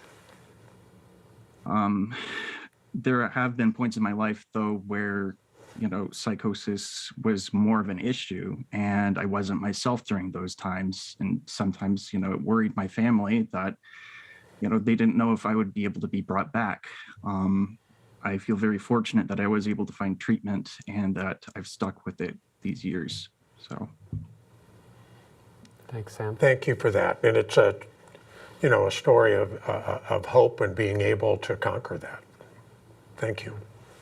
Before we go on to any of the other Zoom participants, we're going to have Phyllis in upstate New York come on in just a minute. Or is Phyllis already there, or do we need a minute? I'm Phyllis, ready. Can you hear? Hi, Phyllis. How are you?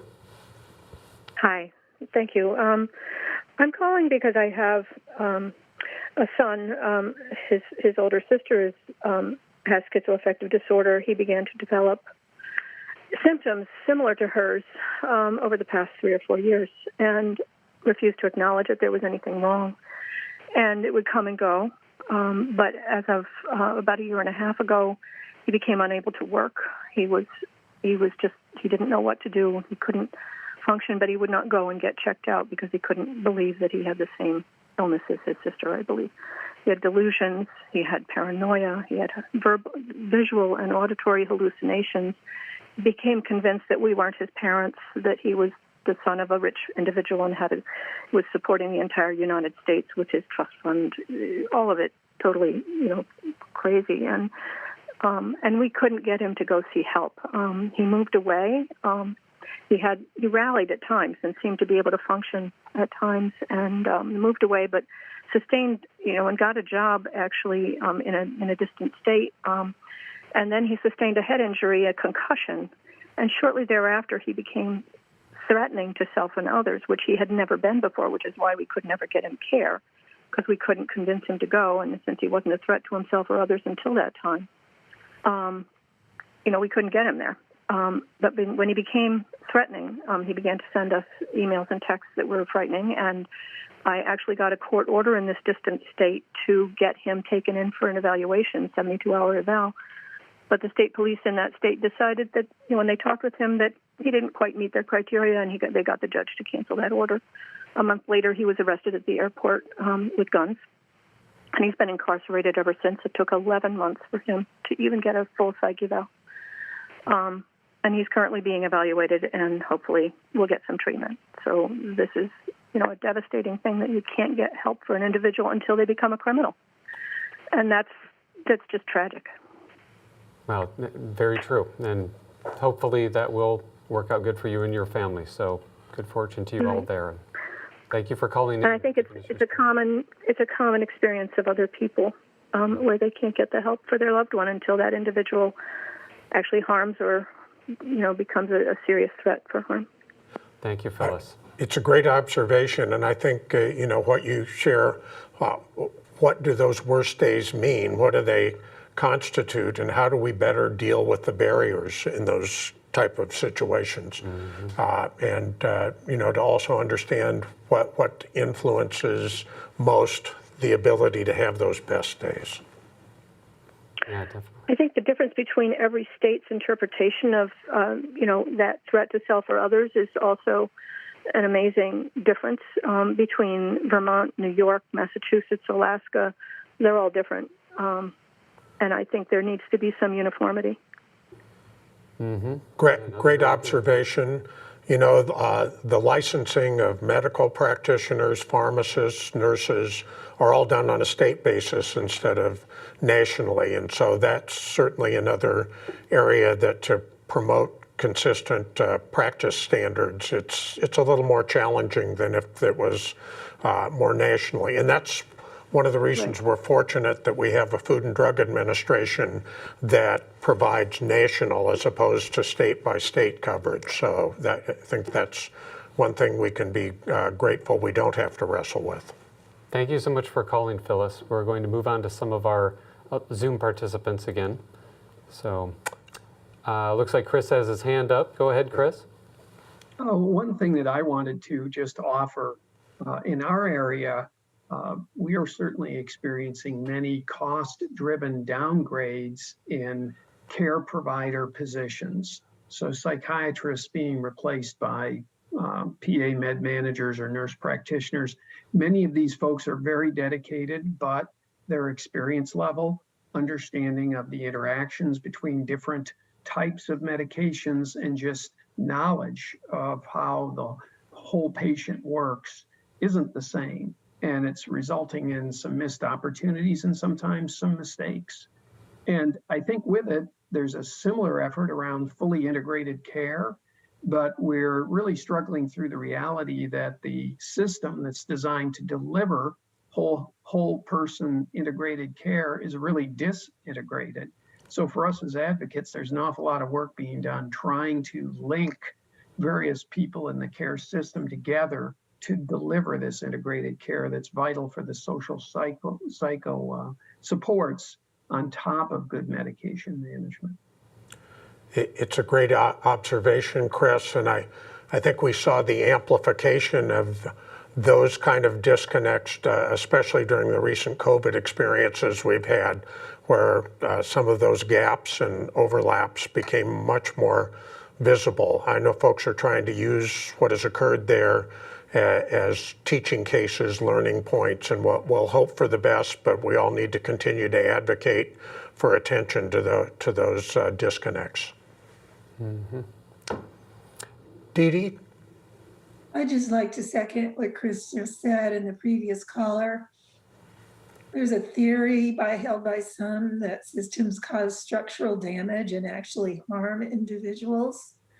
I guess I would concur with that. And it's, the judicial system, the political system, the mental health system. I feel like I watched my son, Pat, die because the mental health system is so tied up in philosophic and bureaucratic knots that it's lost its capacity to help. Yeah, I think in my opinion, there's a lot of people who might agree that there's a lot of room for improvement. I mean, that's exactly why we're having this seminar, and we're so happy for you all participating to get this kind of information that will hopefully help going forward. Get the compassion in where it's needed. And so, actually, if it's all right with everybody, could we maybe put another question out to you all, particularly to Grace and Sam, but of course anyone can answer this. Like, right along with what Dee Dee was just talking about, like what worries you most about your schizophrenia? Like, let's say you wake up in the morning, what's the first thing that might cross your mind if you feel maybe you're not having that good of a morning? What's the first thing that comes to your mind maybe about your schizophrenia? You go ahead, Grace. I would worry a lot about getting dementia because the cognitive impairments, I'm afraid they're going to get worse over time. And then when I'm older, then I won't be able to take care of myself as well as I can now. And going back to the worst days and the best days, I can take care of myself pretty well on my best days, but on the worst days, I need to be hospitalized for suicidal ideation or just paranoia. But luckily, I've had 10-year gaps between both those hospitalizations. Say, can I ask Grace real quick, is that 10-year gap, does that seem to be something that's repeated itself throughout your life? Oh, no. Well, I've had it for about 20 years. So that's like the hospitalization happened in my late 20s and it happened again recently. So hopefully it won't keep happening at those 10-year intervals. Yeah. Thank you. Well, I think it's natural to worry anytime someone has health issues to worry about, especially their children or their loved ones. What's that safety net, and how do we make sure that those kinds of things are present and don't let folks slip through? So very, very nice observation. Thank you. Others that would care to comment on that? Sam, did I see you? Regarding worries for schizophrenia or my personal condition? Over time, yeah. Fine. I'm not entirely worried. I'm not really anxious so much about symptoms getting worse, other than maybe if I do ever lose access to medication, I'm not sure what I would be able to do in that hypothetical case. Because I do know that over time, symptoms can get worse if you don't stick with the treatment that actually addresses the symptoms. So I'm just doing what I can for now to make sure that that doesn't happen. So doing everything you can to make sure you stay on the treatments that work best for you. Yeah. Mm-hmm. Dee Dee? I'd like to speak to worst fears of, what was that phrase? Caregiving partners. I live in an over 55 community, and for the last 7 years, I've run a support group for family members here. And I work mostly with moms, a few dads in their 80s and 90s who are the only persons left to try to help their adult child or grandchild. And they're struggling with two fears. One is when this person's behavior comes so bad that I can no longer, for my own safety, let them live in my house. Then I'm confronted with a biblical choice of making that loved one leave, knowing that then they're going to be homeless. No one should ever have to make that kind of decision for a child or a grandchild. Their second concern is what happens when I'm no longer around. They're trying so hard to navigate a system which gives no guidance or guidelines, and they seem to find no safety nets. And so when they pass on, what is going to happen to that adult child or grandchild? And it weighs heavily on this population. Very true. It's a challenging point, and just having those worries and preparing our children or other loved ones for these kind of circumstances certainly have barriers in this particular condition. So your observation is sage. I wish we had some answer. Oh, go ahead, Chris. Chris and then Sam? Yeah. I was just going to build on that. In the state of North Carolina, we've operated for 5 or so years under the Olmstead Act, which was a settlement act mandated by the federal government to ensure that the state of North Carolina would more proactively work to move individuals in congregate home settings to independent housing and prevent others from going into congregate homes. Unfortunately for us, and perhaps not unique, is that there's been a sort of quiet cutting of the preparatory and sustaining services that enable individuals to live independently successfully over time. So the state's well aware that we have what's called separations, and those people who fail in independent living and end up back in congregate care. And I think that Dee Dee puts her finger on a topic I spent a great deal of time in after 10 years as a family giver, family support giver, of families coming asking this question as to what will happen to their loved one. Locally, what we're focused on is trying to expand permanent supported housing. And you mentioned the club format, some kind of activity that seeks to put in some additional support layers beyond the simple efforts that, at least in our part of the country, are designed to promote independence with the goal of getting individuals out of the support system.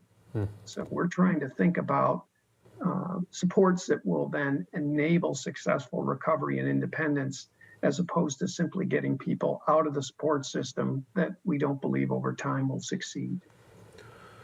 Yeah, Chris, thank you for that observation. Actually, during the afternoon part of the session, we're going to talk about non-medical interventions and trying to get an understanding of the scope of things, and also where some kinds of such support elements may compromise otherwise progress with medications and so forth. Well, let's go to a couple of other comments for now. We've got a couple of other written comments. Great. And then right after that, I'll read one more comment, and then we actually have Lynn from Fairbanks, Alaska, who'll be coming in on the phone for us in about a minute. She's a caregiver. So one of our written comments, though, has been from Mark in Austin, Texas. The worst symptom of my son's schizophrenia is complete lack of insight. This stymies treatment and medication compliance. So again, another comment on the lack of insight there, the anosognosia. And let's see here. Do we have Lynn ready on the phone? Lynn, are you there? Yes. Hi, Lynn. Great. Go right ahead. It's good to have you here. Hi there. Thank you. I think I'm focused on, you had asked about worst and best symptoms. For us, the worst has been self-harming given psychotic breakthroughs in psychosis. Our daughter has had a decade of severe eating disorder early on and into a long-term hospitalization in Massachusetts State Hospital, whereas caregivers as parents, we commuted to there being only one facility in the country we could find that treated both a substance disorder, eating disorder, and psychosis. So as caregivers now, she has been able to move back to Alaska. We have a community hospital. Over the last 2 years, she has been in the hospital more days than than at home. There are not facilities in between appropriate or safe for the level of care she needs.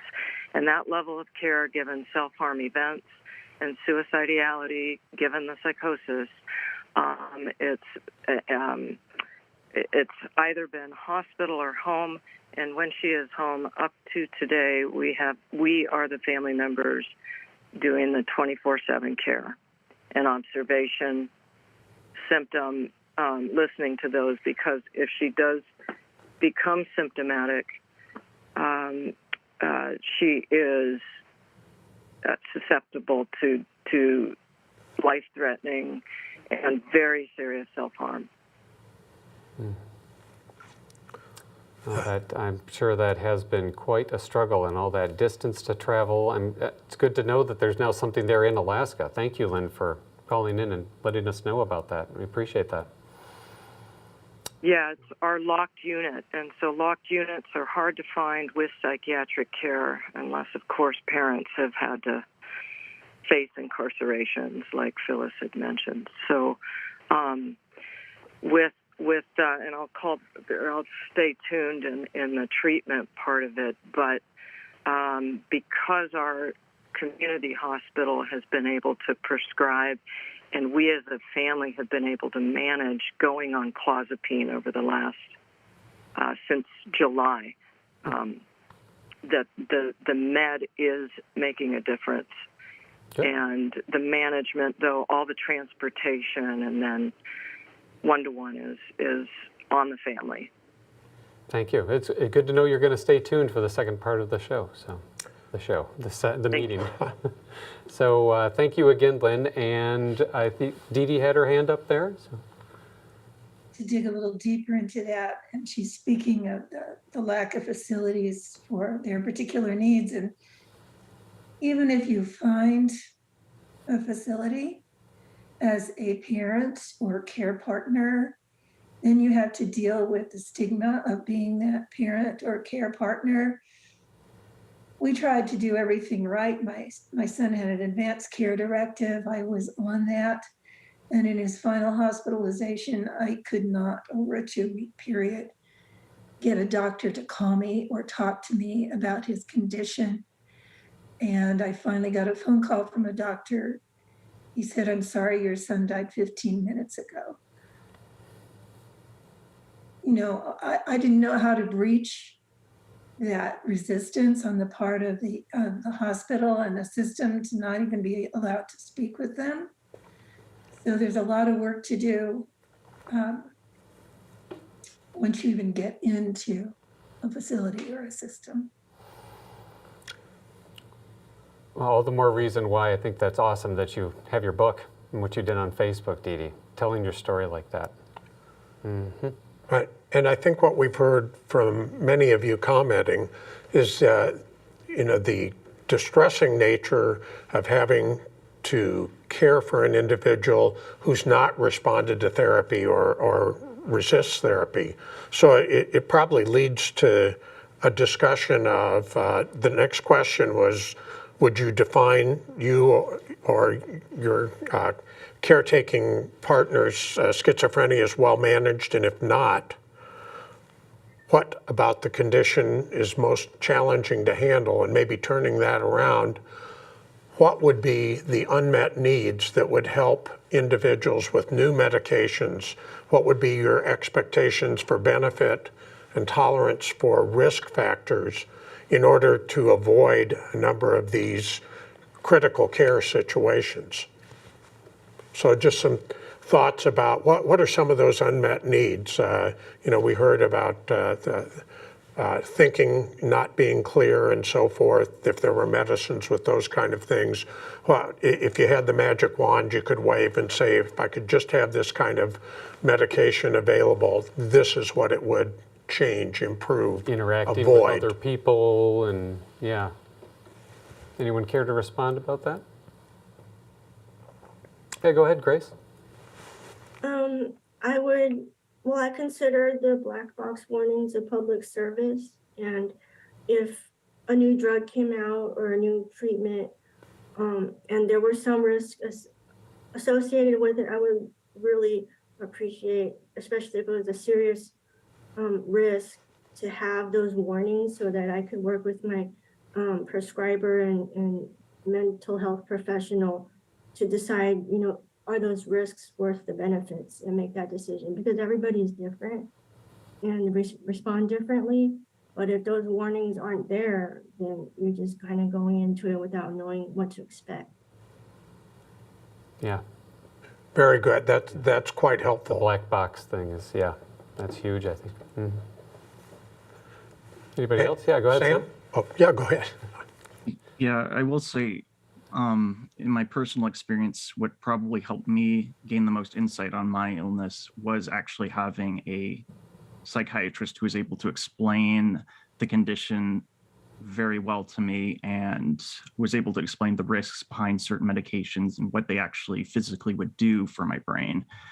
I think it also helped to participate in a clinical trial at the NIH, where I was able to get even more information about the biological basis of schizophrenia and how it kind of, it made it clear to me that there was something that I would need to do. I would have to be compliant with meds and also therapy and other types of treatment, and also just be open to support from friends, family, and loved ones. I think that these are all things that beyond medication are equally important. And if there was just a magic pill that could give somebody, insight on whether or not they have a condition, that would be great. But I think when it comes down to it, how we communicate with each other as patients and professionals is very crucial to that process. And what I hear you saying, Sam, is that perhaps if part of treatment was to give people more information on the actual physical, biological state of their own body, maybe, or brain? Definitely, yes. I think that that would make it easier for people to accept that they have a mental health condition if there was more explanation of the biological basis. It's interesting, yeah. Thank you. Well, let's see. Let's go to a couple of other comments we've had written in here. I'm going to go down to, we have Lisa from Goldsboro, North Carolina.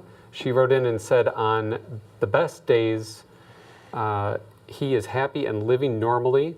On worst days, he's physically attacking me or others. So let me go back through that. So Lisa wrote in, evidently Lisa's a caregiver.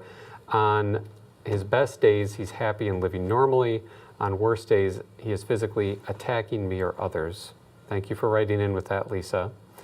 And we also got a comment from Lois in Phoenix, Arizona. When my daughter lost her last job almost 20 years ago, she qualified for disability. Since then, she has endured a few audits, which are so stressful for her, she comes close to needing hospitalization. And I think we're going to hear a little more of that in the second part of the meeting here also, the impacts of treatment and experiences. So, yeah. Yeah, Chris. I just wanted to build on what Sam just said, in that we've talked a bunch this morning about some common comorbidities and enabling elements to help individuals to perform at their best and maintain recovery. What I would love to see is more study done around the package of care, less art, more science around things like individuals on clozapine. Do you institute right away a metformin substance, for instance, to anticipate weight gain? Do you recognize that there are different treatment or medications that could help with some of the issues around cognition that we've spoken about? What I've observed over many different caregivers with my son over these years is that each caregiver sort of has their own experienced formula and artwork that they like to pursue, and different opinions about how different formulas may work. And as part of the overall treatment modality, it would be great for the FDA to be thinking about how the package of medications and supports really optimize results for the individual. Well, it's a great observation.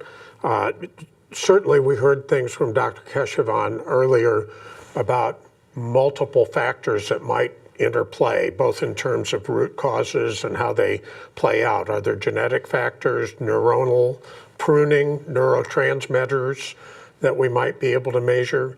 I think some of the hope here may be viewed in the context of how we dealt with things, serious disorders like cancers in the past, and how through observing and learning about what some of those root causes were, genetic or otherwise, how we may then have new ways of intervention. So that doesn't give us an answer now, but to build on those kind of pathways, and also the notion of combined therapies. So thinking back 30 to 40 years ago and how we were dealing with those kind of serious diseases and what incredible progress has been made, I think there's definitely hope for this community as well, for those kind of ongoing discoveries and things that will be further developed. And that's why I think it's really exciting that FDA and drug developers and others are listening in to what you all feel are unmet needs or concerns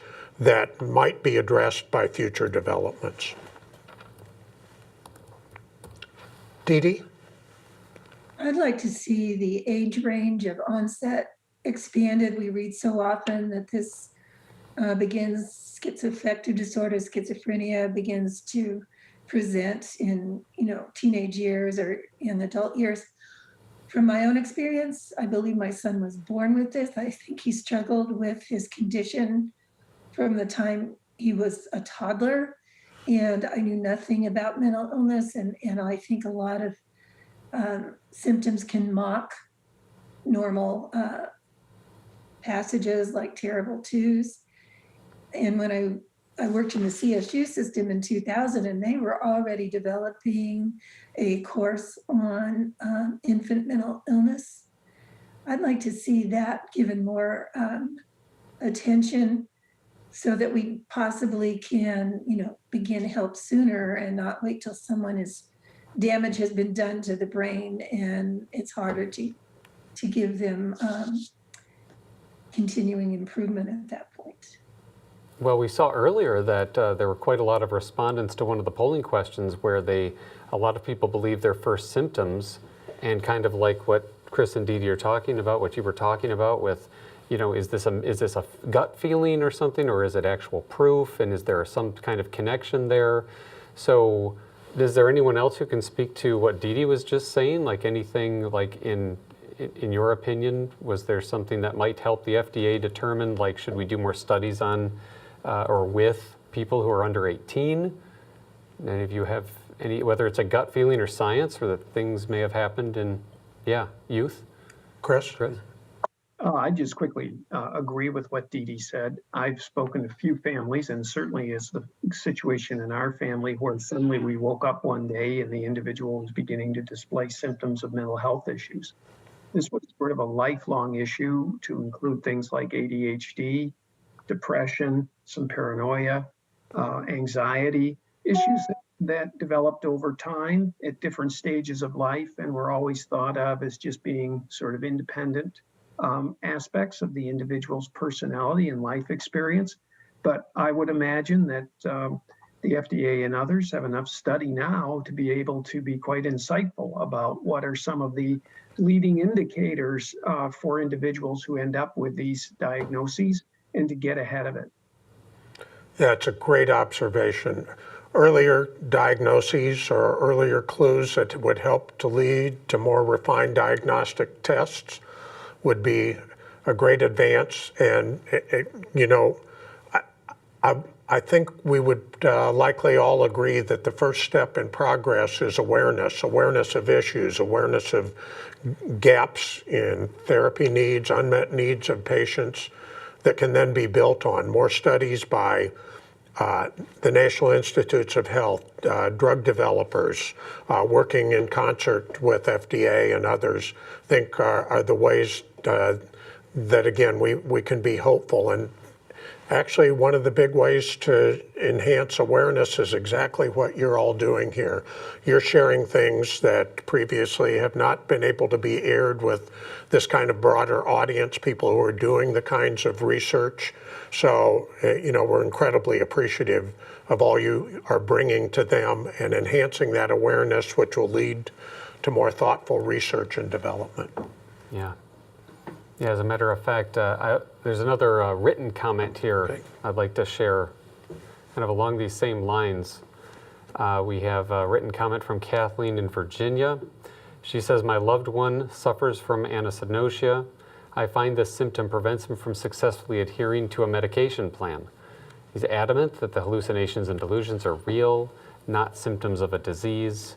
Many of the psychotic medications have worked to reduce the hallucinations and delusions, but the belief of not being ill remains as he quickly stops taking the prescription. And this stood out to me, Tim, because what are we teaching our children? If they're displaying something, as Chris mentioned, you mentioned ADHD, which is commonly diagnosed in several children and teens. So is this something where, perhaps any of you have experience with if you'd been told at an earlier age that don't deny this evidence that you may have something called schizophrenia? Do you think that you could it have been like, oh, okay, that's good to know. Your parents may have benefited from that, the knowledge of it, so that you would take the medication?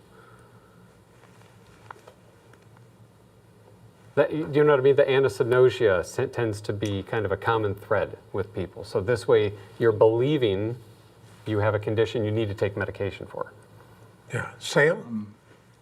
Yeah, I will say the way we educate people about mental illness is a crucial step in making sure people actually know that they have a condition or are willing to accept that they might have a mental illness.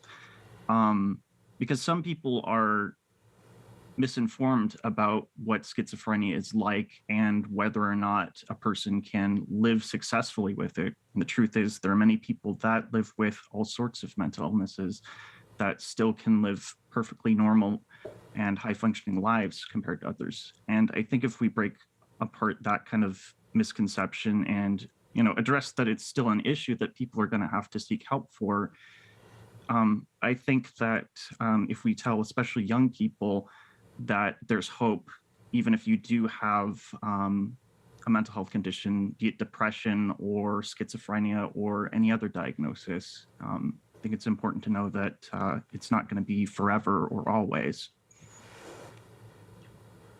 It's a great observation. We've obviously heard from several of you and from folks providing comments that there has been remarkable progress in your individual cases, and that's certainly uplifting. And the question is, how do we expand that kind of effect further?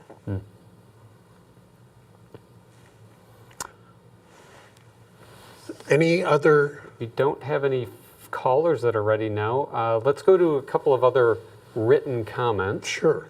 We've got quite a few people writing in, so thank you all for that. Lisa in New Hampshire says, my adult son was diagnosed with schizophrenia in 2015. On his best days, he socializes with people and carry on a simple, uncomplicated conversation. On the most difficult days, he chants offensive words over and over and can't leave his bed. Well, thank you, Lisa, for sharing your story with us there. And we also have a comment from Amanda, Wilson County, Tennessee.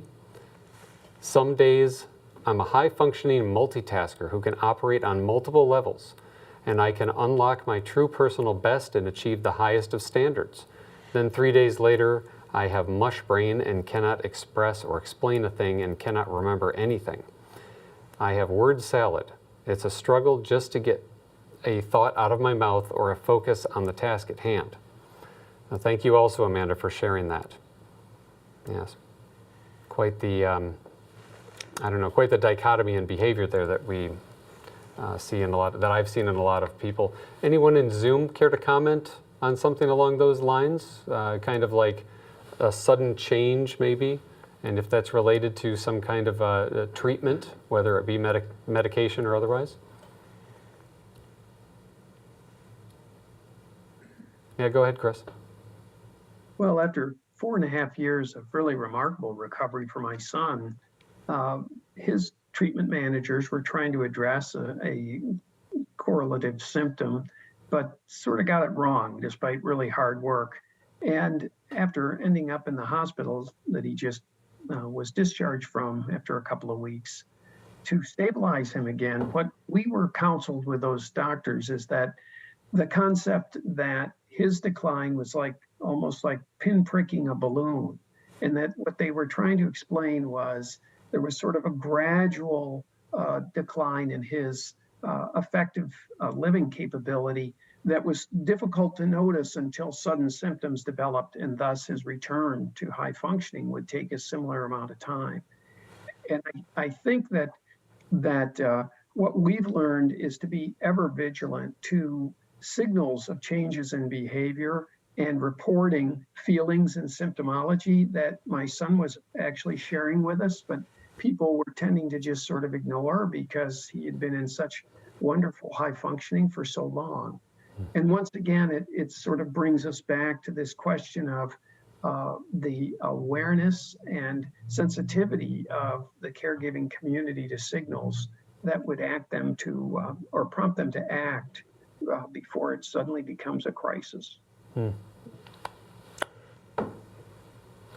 Yeah, it is interesting how you've observed that sometimes if we're so close to an individual, a family member, a patient, or so forth, that we don't see some of those subtle signs because we're there right with them and it becomes less noticeable.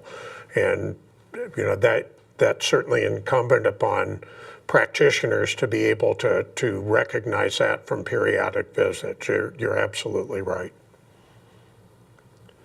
I wish there were some way to do that continuing education type program to help re-alert practice colleagues. You know, it's an incredibly difficult environment out there with COVID atop of everything else, and not making excuses, just observations.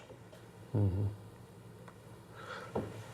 So we've covered a number of the questions that we had hoped to raise, but wanted to be sure that we offered an opportunity, especially for our Zoom panelists, to offer any additional comments, advice, and so forth. Again, you have an audience here, which includes not only key FDA leaders and those who review the products that are proposed for treatment of schizophrenia and other illnesses, but also those who are developing drugs and those who may be important caretakers for patients on a day-to-day basis. So if each of you would like to comment, if there's something that you would say to them, some request, some observation, that you have their attention. Anyone care to start?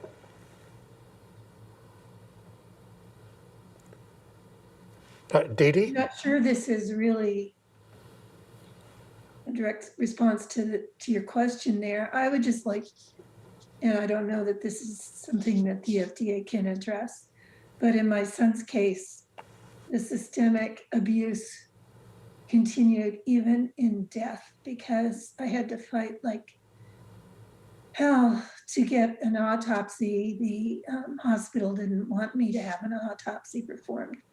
My son's body remained on ice for a week while I fought with them.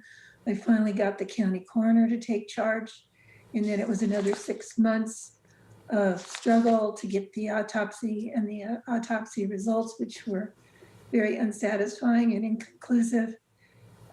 Again, this goes back to what I had said previously about structural damage from systems.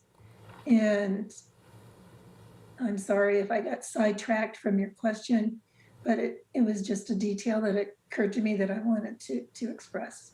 Well, thank you, Dee Dee. That's interesting because actually, I'm seeing a note here also, kind of a common thread, worries for the future. So that's something, in the case of when your son passed, you didn't even know you were going to have to worry about that.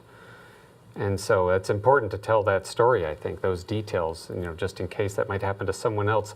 Why don't we go around to our different panelists, just if there's anything you'd like to touch on, worries for the future, just in general, whether it's something specific to you, but again, keeping in mind, we're trying to collect information here, like for the FDA and for doctors and for research. Sam, can we go to you? Is there anything worries you may have for the future?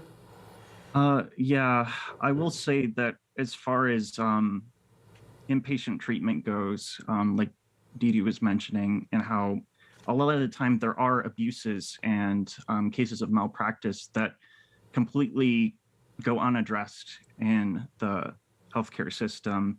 And oftentimes there are cases where people struggling with mental illness are mistreated, injured, and psychologically abused, you name it, and there's not really anything done about it. I think that that is a major reason why a lot of people are afraid to seek help or afraid to even address their own mental health struggles, even if they are aware of the symptoms. I will say I've seen the best and worst that the system has to offer. There have been hospitals where I felt respected as a patient. I felt that I was getting the care I needed, but other times there just wasn't care at all. Frankly, at one point at a local hospital, I was actually just left on the floor when I fainted and nobody helped me up. I had a broken arm. I was struggling with psychosis at the same time. So just to contrast that with maybe something more positive, when I was at the NIH, there was a lot of communication with faculty, and they were always asking whether or not I wanted to be there. And, it was, mostly voluntary, my participation in the clinical trial at the NIH. And I would like to see a lot of changes made to how the inpatient mental health system works. And I would like to see more empathy expressed from professionals towards people struggling, because a lot of us are suffering not just with our own conditions, but with the treatment we receive from people that should be helping us. That's very powerful, Sam. Thank you. Grace, would you like to comment on that? Any worries for the future you have? Mine's more about the future pipeline of the medications coming through, if there's any new developments. I'm worried that it'll just shrivel up, or that there's no new innovation in like the formulas, because I'm actually about to switch medications myself, and I find my options are kind of limited based off of my experience with all the other ones I've tried. So to have options in the future would be really important to me. Well, good fortune to you on your new treatment there. Chris, any comments on that? Worries for the future? I think there are a couple of things that come to mind. First is that going through the journey of individuals experiencing their mental health, and most everyone that I know, certainly the case with my son, is that he was sort of a walking pharmacological experiment until the right medication was found. I think there's very clear understanding and knowledge about the side effects of these medications. We've spoken a great deal about how this disease onsets early in an individual's life. So the importance of medications as a foundation to successful recovery is vital, but they come with a well-known set of side effects. And I think everything from flat affect to brain fog and on that we've spoken about, weight gain, that these are things that should deserve much attention, because my experience is they pay as large or have as large an effect to medication compliance for the young adult who's trying to establish themselves in the world as anything else. And then separately, I would add that each time that I experience as a care partner with my son, an incident like we've just recently gone through, it becomes a learning experience to go back to the system and talk about what's been learned and where the breakdowns existed, both in terms of the disintegration of care providers, in terms of not coordinating their care in a way that would have been effective. Things like the hospital discovering that they've never really had to deal with a guardianship where a patient didn't want to see their guardian, and they didn't quite know what to do with that. And so, there's just a lot of things that we learn along the way. And I think having the diligence to go back and improve the system versus sort of shrug it off is really important. Yeah, focusing on those common threads. And that's again, like the importance of doing the polling questions, which are going to be available for some time. So, right? You bet. And sage advice. I think we would all benefit from doing lessons learned on any type of important experiences we've had. And so it's, a great reminder to have drug developers look at what have been the best versus most challenging practices in trials. How can we make the experience better for those who volunteer and so forth? So there's a number of things that can enhance compliance and medication adherence. Thank you for that. Well, we're about 5 minutes from our break, so are there any last minute comments anyone would like to make on Zoom? I'd just like to say thank you for having this forum. I appreciate it. Well, thank you all for being here. Well, yeah. Great. So, Paulie, any other comments from you? No, I'm good. Well, then let me take the opportunity to say thank you, everyone, for sharing. It was incredibly powerful and at points distressing to hear these stories, to help shine the light on what the unmet needs in schizophrenia may be. And we appreciate both your courage and your candor in how you have spoken up about your respective experiences. And I just want to call out specifically for Grace, for Dee Dee, for Chris, for Sam, for really spending so much time and sharing your insights and experiences with us.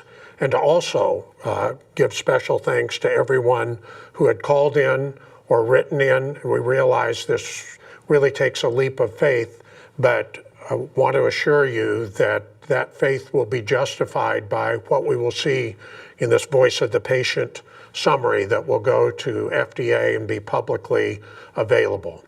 So now it's time for us to take a short break, understanding that folks may have appetites or other biologic imperatives to address, and we respect that.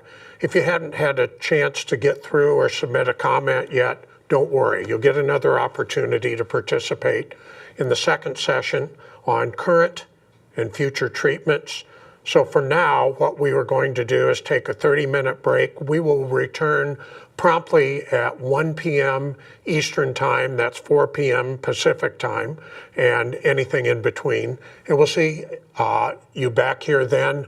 But again, our sincere thanks and respect for all you are doing for your fellow families and those who have the affliction of schizophrenia. Thank you again, and we'll see you in just a few minutes.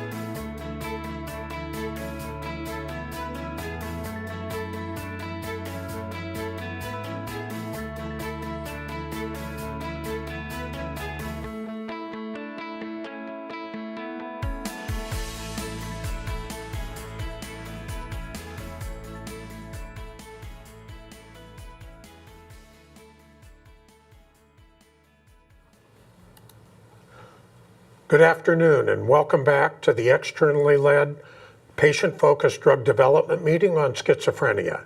My name is Tim Franson. I'm here with my co-moderator, Polly Benjamin. We had a great series of presentations and discussions this morning to help us understand what it is like to live with schizophrenia and how it impacts daily life. We're moving now into our second topic for today, where we're going to be talking about both current and future approaches to treatment. As you'll see on the screen now, here's some of the topics that we hope to go over. So let's look at our session 2 topical array.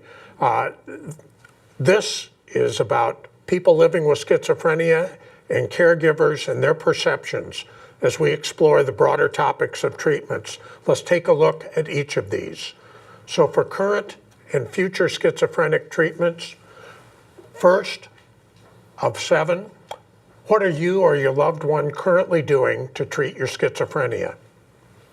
And number 2, how well does your current treatment regimen treat the most significant symptoms of your disease? Third, what are the most significant downsides to your current treatments, and how do they affect your daily life?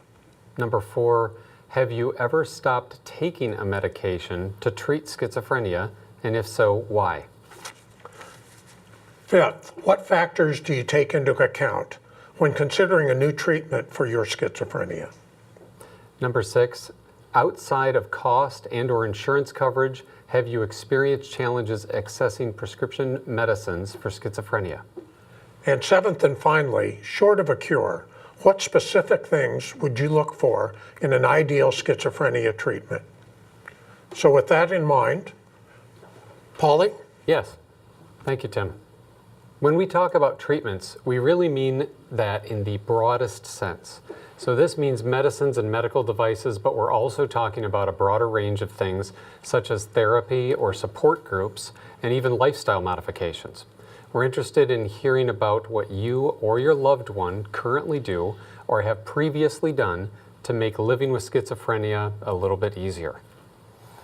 We want to hear about how well those treatments address the most significant symptoms of schizophrenia, such as the ones we heard about this morning. In addition to hearing how well or maybe not so well some of these treatments work, we also want to explore some of the most significant downsides of those different treatment approaches and how those downsides affect daily life. This can include anything from side effects of drug treatments or the burden of needing to undertake a certain treatment approach or regimen. Anything that you would view as a downside, we want to hear about that from you. Once we've explored this range of different current therapies that you have available, we're going to take a look towards the future. While we would all like to see a complete cure for schizophrenia, short of that, we want to know what specific things you would look for in a future treatment. So, to help us kick off this discussion on current and future approaches to treatment, it's my pleasure to introduce members of our second panel of the day, Alicia, Rachel, Carson, Steve, Michael, and Lisa, who will be sharing their experiences as well as perspectives. Alicia, take it away.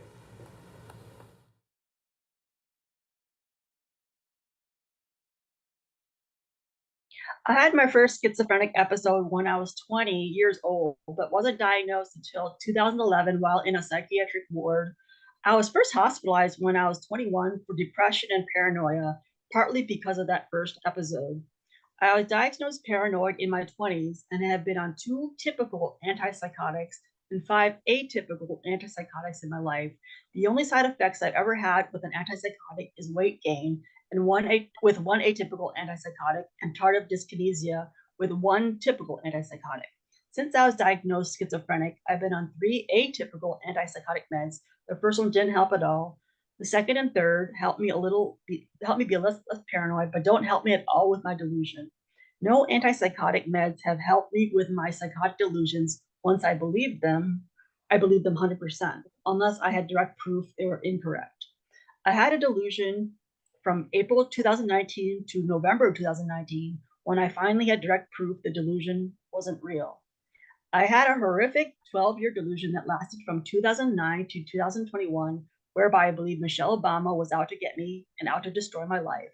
In 2011, I experienced electric shocks to my chest that I believed came from the CIA or FBI. The 3 atypical drugs didn't help at all. Last year, I finally stopped having this delusion when I contacted 2 very well-connected acquaintances who said they hadn't heard anything about me. If I was the most important person in the world, known by heads of state, I figured they would have heard something. One of the worst days was Election Day in November of 2020 when I thought CNN commentators were responding directly to my thoughts, or thought broadcasting as it's called. I've had what I believe is an even worse delusion the last 15 months, whereby I believe I have to be on Twitter every day to save democracy, this country, and the world. I believe a woman on Twitter is out to destroy my life if I'm not on Twitter every day. Again, I think I'm the most important person, not just on the internet, but in the world. I believe the Bidens, Clintons, Obamas, etc. know me well. I believe I'm the top influencer in the world, and things happen in the news and in the world as a direct result of what I post on Twitter, my thoughts and my actions. I believe people, including President Biden and the chief of staff, could read my thoughts. Like with the 12-year delusion, I believe good and bad things happen in the world and in this country because of my thoughts, action, and what I post on Twitter. At the moment, I'm not sure if either of these 2 delusions are real or not. Of course, I believe my current delusion is real, mainly because I knew this woman from the blogosphere around 2005 to 2010, and she could hate me and really wanted to get back to me for leaving their group in 2007. This delusion and the people who I think know me from this delusion are making me believe the 12-year delusion may have partly been true. That is, the Obamas really do know me.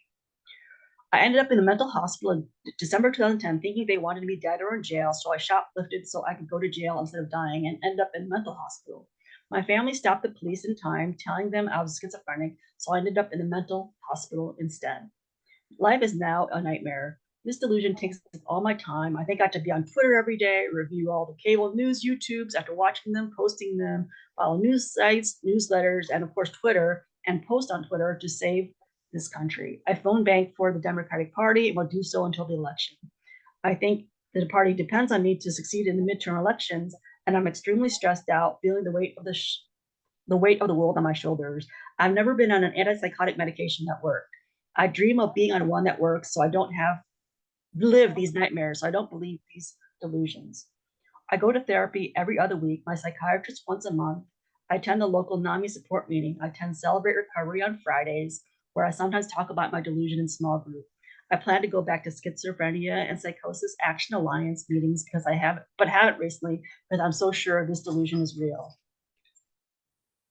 All my therapists and psychiatrists were 100% sure my delusions weren't real. My brother is 100% sure it's in my head, and my ex-boyfriend, whose father was bipolar and psychotic, is 100% sure it's in my head. I've called the area mental health hotline 211 11 times in the past 15 months about this delusion, and they mostly thought it's in my head and gave me wonderful suggestions on what to do and how to better take care of myself. I usually don't take my 2 antipsychotic drugs because I think this delusion is real, and I just need to save my energy fighting people who are out to get me. Also, they don't really help. I do CBT, weighing the evidence for and against my delusion. I've contacted 43 people in the past 15 months who said they haven't heard anything about me and this delusion. There are 20 people I've contacted who haven't got back to me, so I figure they're in on the conspiracy and they're out to get me. I'm going to keep confronting people to reassure myself that this delusion isn't real. Every time someone gets back to me and tells me they haven't heard anything about me, I'm greatly relieved. This week, I will talk to my neighbor across the street, who I'm 100% sure knows about me and my activity on Twitter. It will be a great relief if he says he hasn't heard anything. 2 weeks ago, I talked to the lead pastor of my former church, who I believed was obsessed with me, and it was a great relief to me to find out he didn't know me from Adam. Schizophrenia is a force of nature.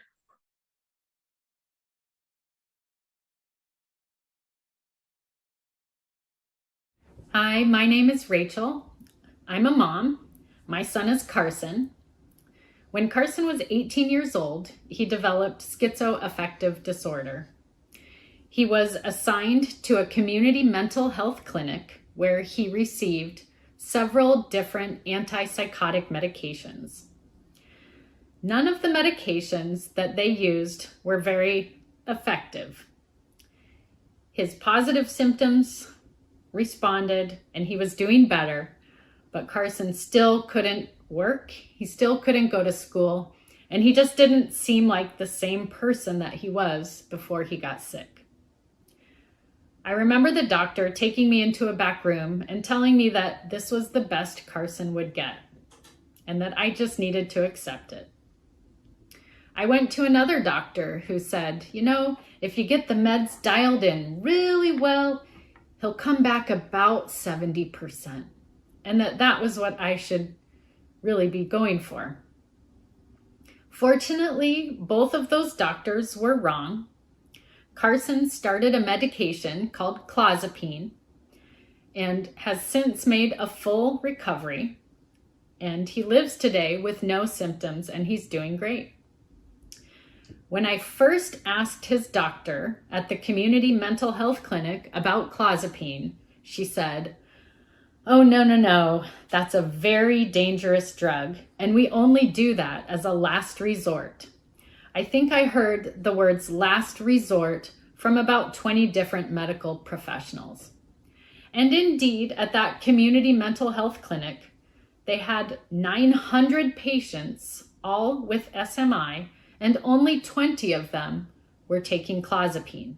It was really reserved for the most treatment-resistant and the very sickest patients. And Carson, in their estimation, didn't qualify for something like that. They also avoided clozapine because of the challenges and the barriers that are involved. The weekly blood work, the added paperwork created a lot of problems in terms of transportation, arranging taxi cabs, and having staff available to manage all that paperwork, and the REMS surveillance platforms required data entry. The goal at this community health clinic, like many others, was to have all the patients on a monthly antipsychotic injection because that is a lot more convenient, even if it is an inferior medication. I went to a second doctor and asked about clozapine. And the first thing they said was, that's a really old medication, and we have plenty of newer drugs to choose from now. I went to a third doctor who simply said, we don't do clozapine here. I went to a fourth doctor. They said, we do clozapine, but since your son really doesn't like medications and doesn't want to take them, he probably won't be very compliant, and so we can't do clozapine for your son. I found a fifth doctor who was willing to put my son on clozapine, and she is 2 hours away. That doctor also has extra staff just to supervise the paperwork, the labs, the results, and enter that data into the REMS surveillance platform.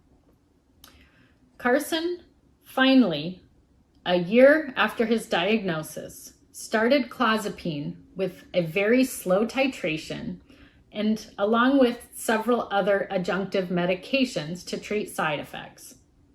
Approximately 3 months later, Carson kind of woke up and was able to read, able to study, and eventually able to go back to college. He's currently enrolled in school, getting 2 college degrees, and working a job at the university. If I hadn't pressed for clozapine and really fought for it, Carson would still be very sick today. He would probably be gravely disabled.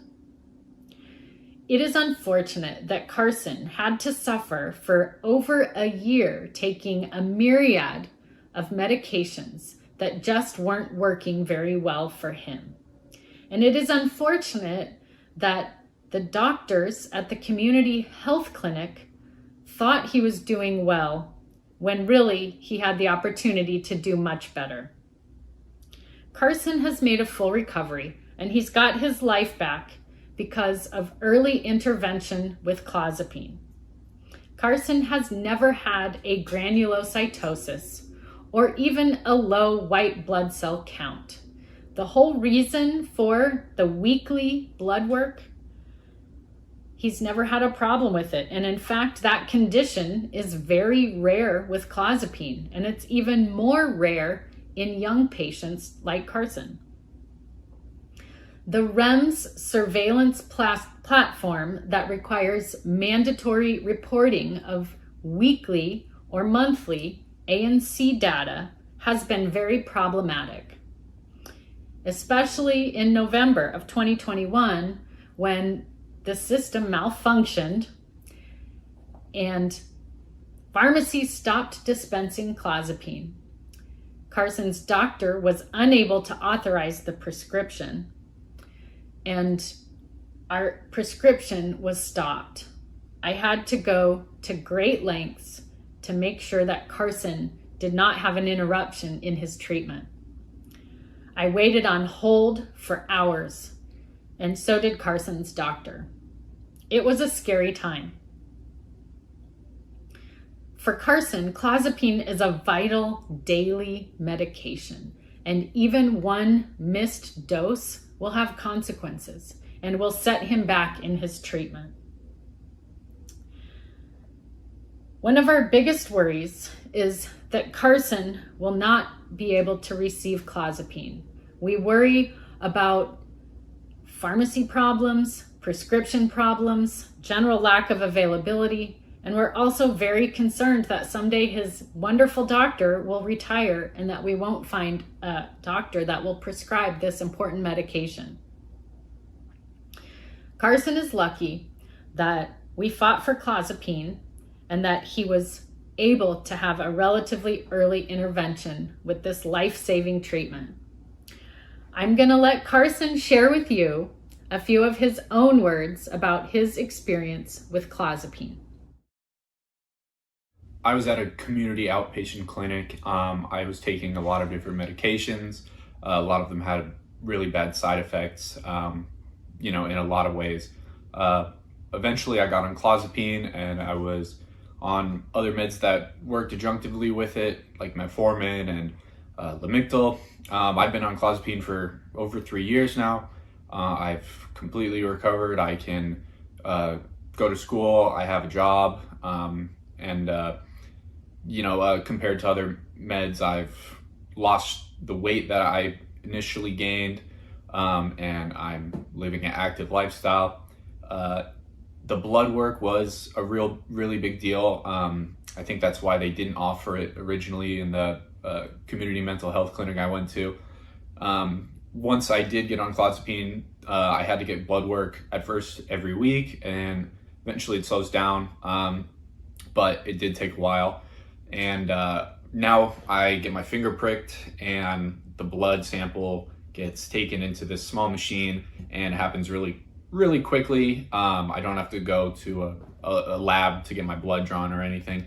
And I think they should have it everywhere. And, just as a final note, compared to other medicines I've been on, the side effect rate is much lower, and much less severe in most cases. So, yeah.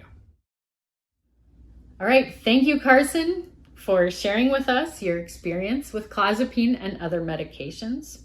You heard Carson talk about a device that measures the ANC with a simple finger prick.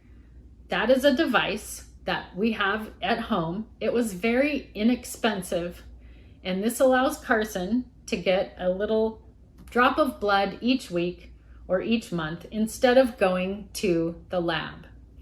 I am shocked that no hospitals in our area have this device, and I am shocked that very few doctors' offices and clinics and pharmacies even know about this. This is a vital innovation for people with serious mental illness, and not enough professionals know about this technology. We really hope that the blood work, the routine blood work, the complicated REMS system that is the source of many interrupted treatments can be reconsidered and changed so that these things don't happen to patients. We'd also like to see this important, simple finger prick point of use system deployed everywhere possible for SMI patients. Thank you to Carson for your comments today, and thank you to everyone for listening to our story.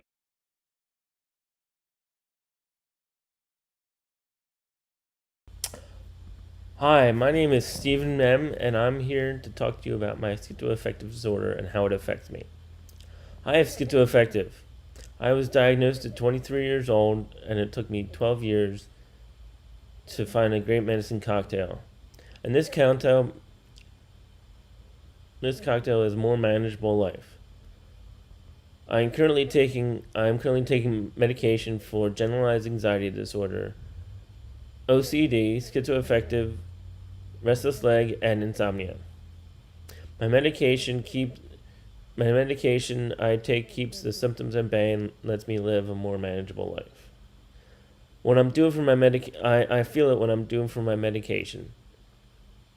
Now with my schizoaffective medication, I feel it wearing off because I start to get delusional thinking, think the universe revolves around me, and I'm being watched.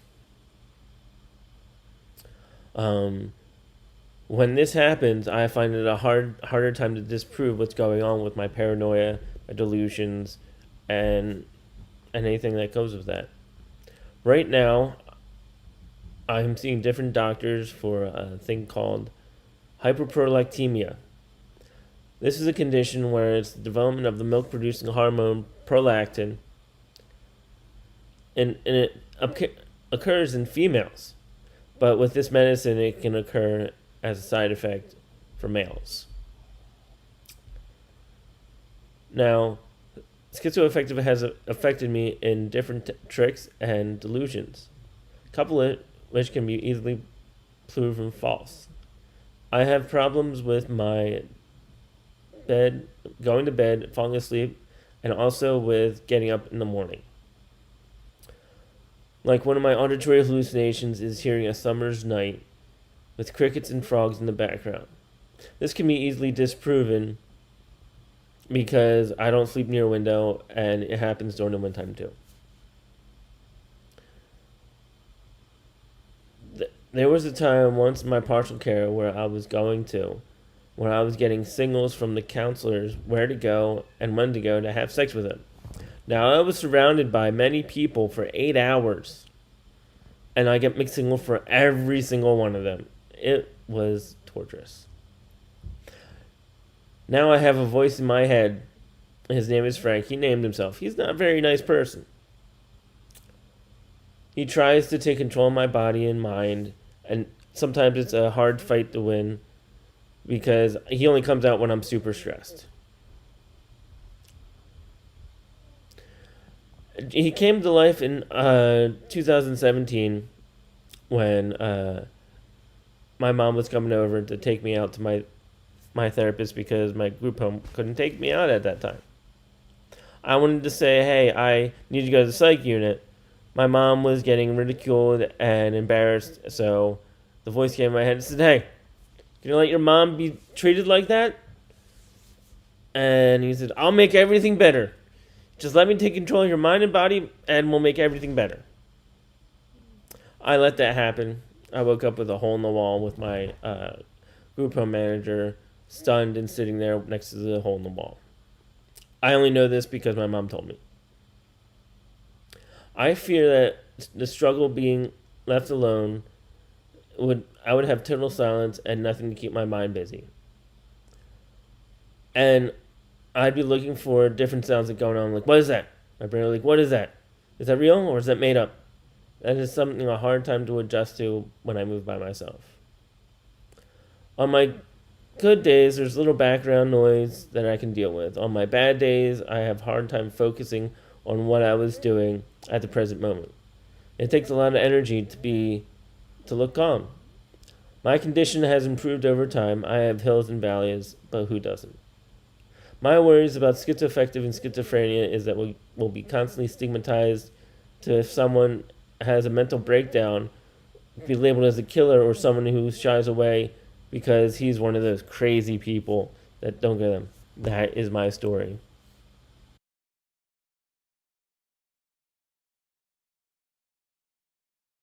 Hello, I'm Michael. I developed schizophrenia as a teenager, and it has been a horrible illness. After 5 different doctors and 13 different antipsychotics, I was finally able to try clozapine, and I felt better right away. I'm disappointed that my doctors waited so long before I could try it. My mother had to do the medical research and find doctors to help, and I'm glad she did because I wasn't able to advocate for myself. Today I'm a college student studying social work, and I want to help others in the mental health field. I run a NAMI support group for individuals with similar challenges as I. My doctor today treats 1,300 patients, and only 5 of them are on clozapine. He is unable and unwilling to accept any more.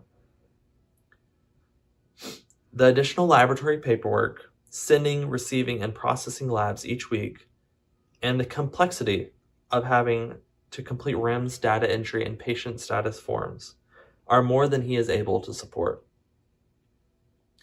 After November 15th, 2021, there was a significant problem with obtaining clozapine. My doctor waited on hold for several hours and on multiple occasions, and that was the last straw for my doctor. This is when he finally decided he would not be taking any more clozapine patients. Since starting clozapine, I fulfilled all the blood work requirements for REMS. It has been a major commitment that was only possible because I have supportive parents and transportation. The blood testing and the REMS requirements have been a significant burden to overcome and have made it difficult to find doctors to treat my condition. I have never had psychosis, and I am not at high risk for developing this condition. My family and I live in constant fear that my clozapine will be interrupted. I live in constant fear that my doctor will drop me as a patient and that we will not be able to find another doctor to prescribe clozapine. I have a return of symptoms after missing even one dose, a single dose. The symptoms are terrible and very difficult. This is a vital daily medication for me. I cannot miss even one dose or I have significant consequences. Clozapine is for me like insulin is for a diabetic. Can you imagine if diabetics had to go to a laboratory each week? Can you imagine if their lab data required electronic surveillance that is mandatory with restrictions, significant restrictions, in order for pharmacies to dispense insulin? Can you imagine having trouble finding a doctor to prescribe insulin? Can you imagine if insulin was of high risk of interruption because of the weekly coordination between lab, doctor, pharmacy, and manufacturer? In the case of treating diabetes with insulin, these parameters would be unacceptable. For people with serious mental illness, these parameters required to obtain clozapine are tragic. Thank you for listening to my story.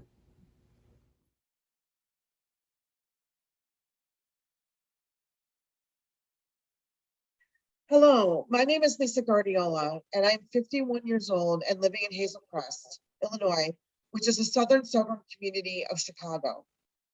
I have 2 bachelor's degrees, one in psychology and the other in studio arts from St. Xavier University. I'm also a consumer board member of NAMI Illinois and the vice president of NAMI South Suburbs of Chicago, where I facilitate NAMI connection support groups, and I am an inner voice facilitator. I now work for a mental health provider called Sertoma Center as a community outreach and education trainer and facilitate mental health first aid, QPR suicide prevention, and mental health overviews to the greater Chicago area and Illinois. But most importantly, I'm a person living with schizophrenia. Although my symptoms of auditory hallucinations and paranoid delusions started to develop in my late teens, my formal diagnosis was made in 2004 during an involuntary commitment to a state hospital by my family. I was 33 years old, and at the time, my supportive and loving family made the life-saving decision to have me placed into the hospital. If not for that first hospitalization and my family support, I would not be where I am today in my mental health recovery. During my late 20s and early 30s, I lived independently and worked in the city of Chicago.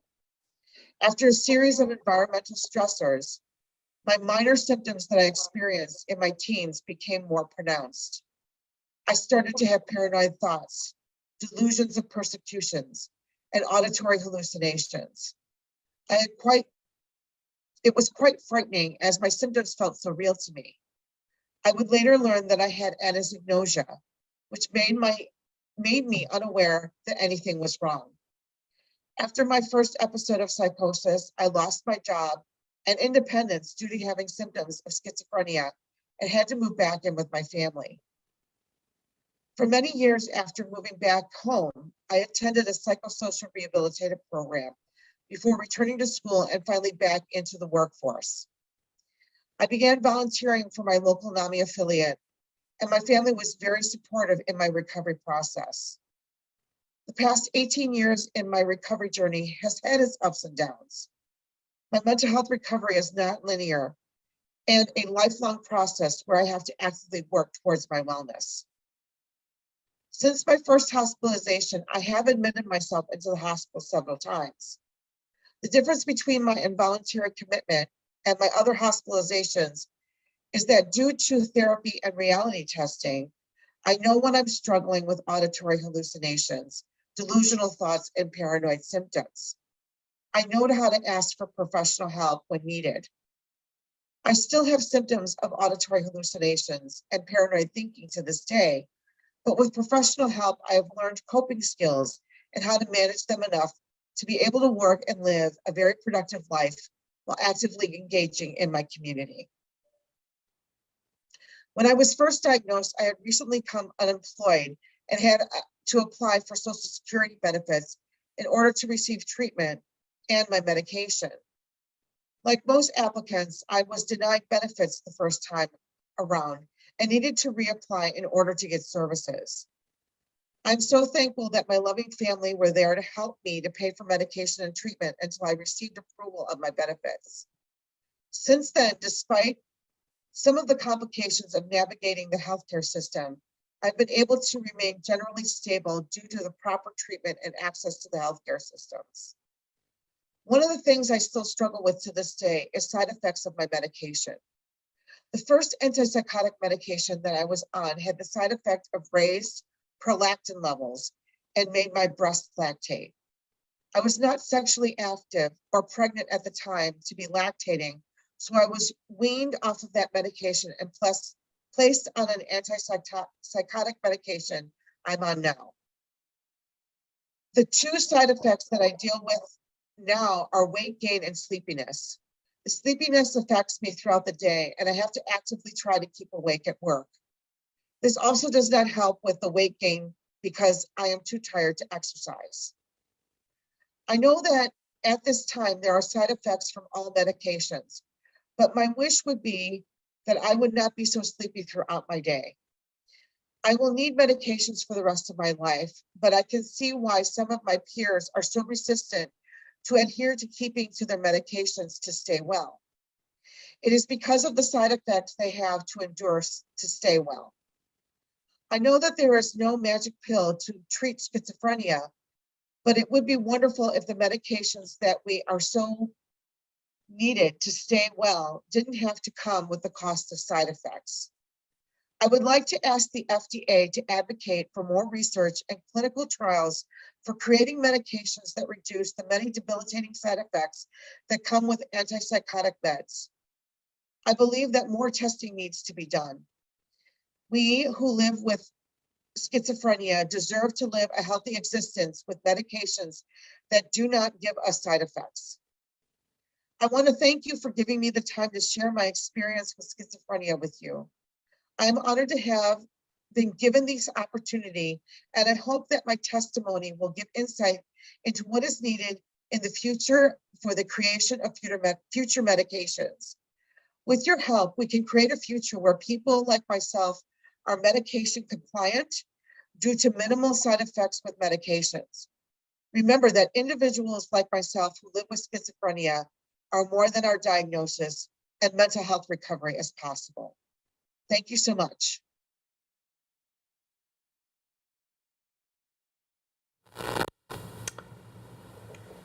Wow, thank you, Lisa, Rachel, Carson, Steve, and Alicia for sharing your stories today. Hearing your experiences gives us such important insight into what is and is not working about current treatments. Paulie? Yes, Tim, it's very interesting to hear about these experiences with treatments and what some people shared today about side effects like the drowsiness, the weight gain, lack of motivation. I look forward to hearing more about people's experiences with treatments and their hopes for future treatments in the discussion that we're going to have this afternoon. And we're now going to broaden that discussion with other members of the audience. Let's start with another series of polling questions. And if you were with us for the morning session, you can go back to that webpage. It's pollev.com/SCZ-PFDD. Again, and sorry to repeat, but in case anyone missed it, pollev.com/SCZ-PFDD. Very good. So the first question we've got here is, are you or a loved one currently taking any of the following kinds of medications to manage your schizophrenia? Select all that apply, so you can have multiple responses here. And option A is oral antipsychotic medication. And B is long-acting injectable antipsychotic medication. Yeah. Other psychiatric medications such as antidepressants or anxiolytics. Thank you, anxiolytics. Yes. And D is others not listed. Yeah. So take your choice. And remember, please answer these questions on behalf of the person for whom you care, not yourself if you're a caregiver. And this is for those living with schizophrenia or their caregivers. Right. And again, select all that may apply to your situation. So yes, an oral antipsychotic medication, I mean, that's quite common. So we have 50% respondents there, and good to see over 10% and maybe going up on the other not listed.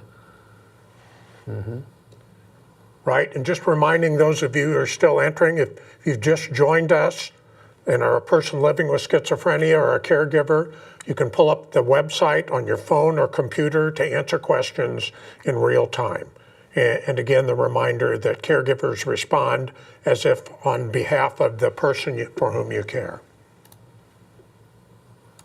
I'm giving you a second to go through that. So it looks like the vast minority of those on medications are oral antipsychotics. A vast majority, yeah. We've got over 40%, they're almost half. And long-acting injectables, I mean, that's a relatively new thing, so good to see we've got almost 10% there. And since we can have respondents saying all or several, it's quite possible people are on several kind of oral medications, antipsychotics, anxiolytics, antidepressants, and so forth. So hoping people have had enough time to respond here. What we're going to do is go to two more polling questions with a brief update after each one, and then we'll expand things and move to a Zoom panel to go along with the polling, and also phone and posting will be available. So we're going to hit all those words that begin with P again. That's right. All good. More poetry. Just like the website pollev.com/SCZPFDD. That's right. And we're about to bring in our live audience, and we're going to do two more of those polling questions. So let's go to the next one. And that is, do you or your loved one currently receive any of the following non-drug treatments? And select all that apply. A is inpatient psychiatric treatment. B, substance use disorder treatment. C is outpatient treatments such as therapy, counseling, or support groups. D, housing support services. E is employment or education support services. And F, none of the above. So you or your loved one currently receiving any of the following non-drug treatments. And it's gratifying to see such preponderance of responses with things such as support groups or counseling. Knowing that helping each other is an important part of conquering many diseases and learning best and worst things from those who are traveling a similar journey. Yeah, definitely. And again, select as many as you feel apply to your situation. Yeah, definitely. Vast majority of the responses in the outpatient treatment. Yeah, exactly. One might presume that about 90% is allowing for ambulatory, non-institutional type setting, which is quite different from 20 to 30 years ago. So this is a good point. Incredibly encouraging. Housing support services too, being over 10%. Very good. Wonderful. Anything else? Why don't we go to our next polling question then? We want to be sure we leave enough time for the many, many folks who want to comment out of our Zoom group as well as from phone or online for those who you feel most comfortable traveling the internet. So the third question for polling on this portion of the meeting is, Polly? When thinking about new treatments for schizophrenia, what treatment effect would be most important to you or your loved one? So this is pick the one thing that stands out to you as most important. Option A is prevent delusions. B is prevent hallucinations. C, improve motivation or energy. D, help you enjoy daily activities. E, make it easier to maintain relationships. F, make decision-making easier. G, improve concentration and memory. H is prevent involuntary movements. I, reduce agitation or anxiety. Very good, and we're seeing the concerns about those positive symptoms, delusions, and hallucinations as predominating. And on the flip side, motivation and energy boosts would be highly desirable for those who have deficiencies in that. Yeah, like we heard in the first session, some of the folks talking about their side effects. So yes, improving motivation and energy. We've got, what, 20%? And then with the preventing delusions and preventing hallucinations together, that's 50%. Yeah, and interestingly, some of these things might be seen as both benefits and risks, depending on the point from which the individual is coming. That is, if they're having delusions, to prevent them. So that's a very positive effectiveness thing. In others, it may be that they experience motivational or energy declines due to something they were on or other particular influences, maybe concurrent meds that have nothing to do with schizophrenia. So understanding the context is important. Yeah, that's a good point, especially because in the second section here, we're talking about treatments and how treatments will affect you and your experience and the experience of your loved ones, if you're a caregiver. Yeah, that's absolutely right. And what we're going to be doing is taking things kind of in a sector approach. We'll talk about the upsides of treatments first, then any downsides that patients are experiencing, and then finally some thinking about trade-off decisions, so to help you anticipate what we're going to be coming to in our next section of this discussion. In fact, why don't we just move right along to it? So sounds good. We're now going to bring in our live audience of patients and caregivers into the discussion. First, we're going to focus on currently available treatments, whether they are medical or non-medical. And if you'd like to share your treatment experiences, we encourage you to call in. You can call in at any point during the afternoon session at 1-703-844-3231. Again, that's 1-703-844-3231.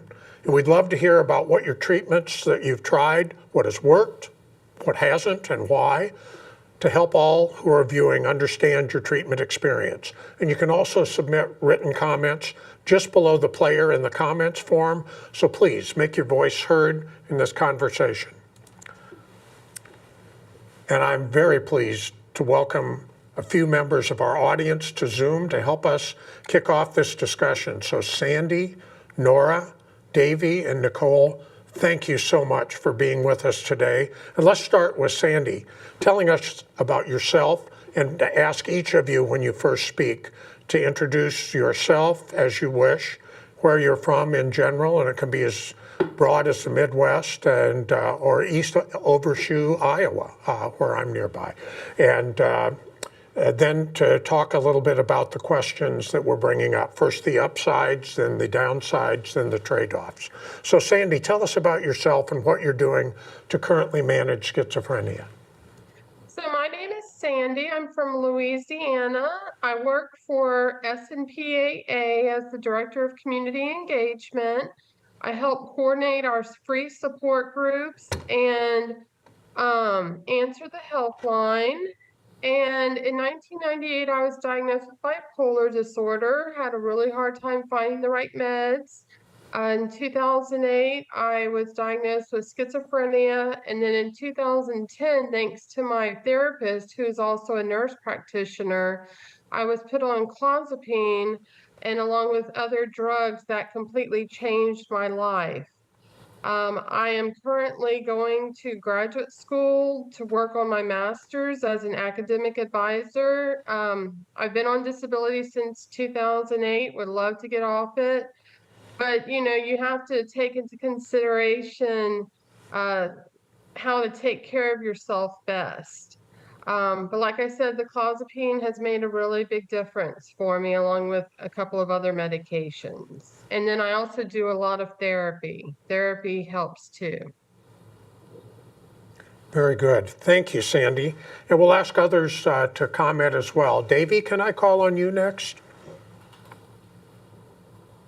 Oh yeah, absolutely. Hi everyone, my name is Davey. I'm glad to be part of the panel today, and I currently serve as part of the National Alliance on Mental Illnesses of the Palm Beach County affiliate in South Florida. I'm very excited to serve as sponsorship chair for NAMI Walks, which is our second largest fundraising event that enables our programs and services such as support groups, peer events, trainings, educational programs, and such to be free to the public and to our local community. And I also serve as an in-our and voice presenter to share my story through the NAMI platform, what happened, what helped, and what's next, and to encourage hope and inspiration for many as I share my own journey and allow others to know that, you know, I've been there as well in many situations, and recovery is certainly possible. So about my diagnosis of schizophrenia, I was diagnosed in the middle of my junior year when I was at Vanderbilt in January 2019, and navigating that diagnosis as part of who I am, and certainly as a bit of an ambitious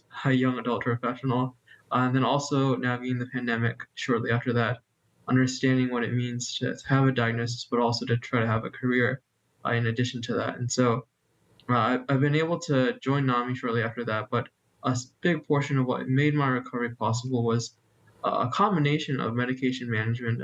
I, like many others, have shifted through quite a few different medication changes before landing on my current combination, which I've been on for the better part of a year now, on clozapine and lithium. And so certainly that journey of those medications, and also the support and love from my family and friends and my support system, has enabled me to be where I am. And certainly the upside is being able to be a professional, and the downside is relatively minimal in that I have to sleep a few extra hours a day, like 9 or 10 hours, which I think is a good cost. It's a cost I'm willing to pay in exchange for a relatively a life free of delusions and hallucinations, which I think is a goal for many within this diagnosis. Very good. Thank you, Davey. And you know, it's very gratifying to hear stories when there were therapies in combination or otherwise that have worked and helped those to reclaim the normal activities of daily living. Nora, can we ask you to comment as well?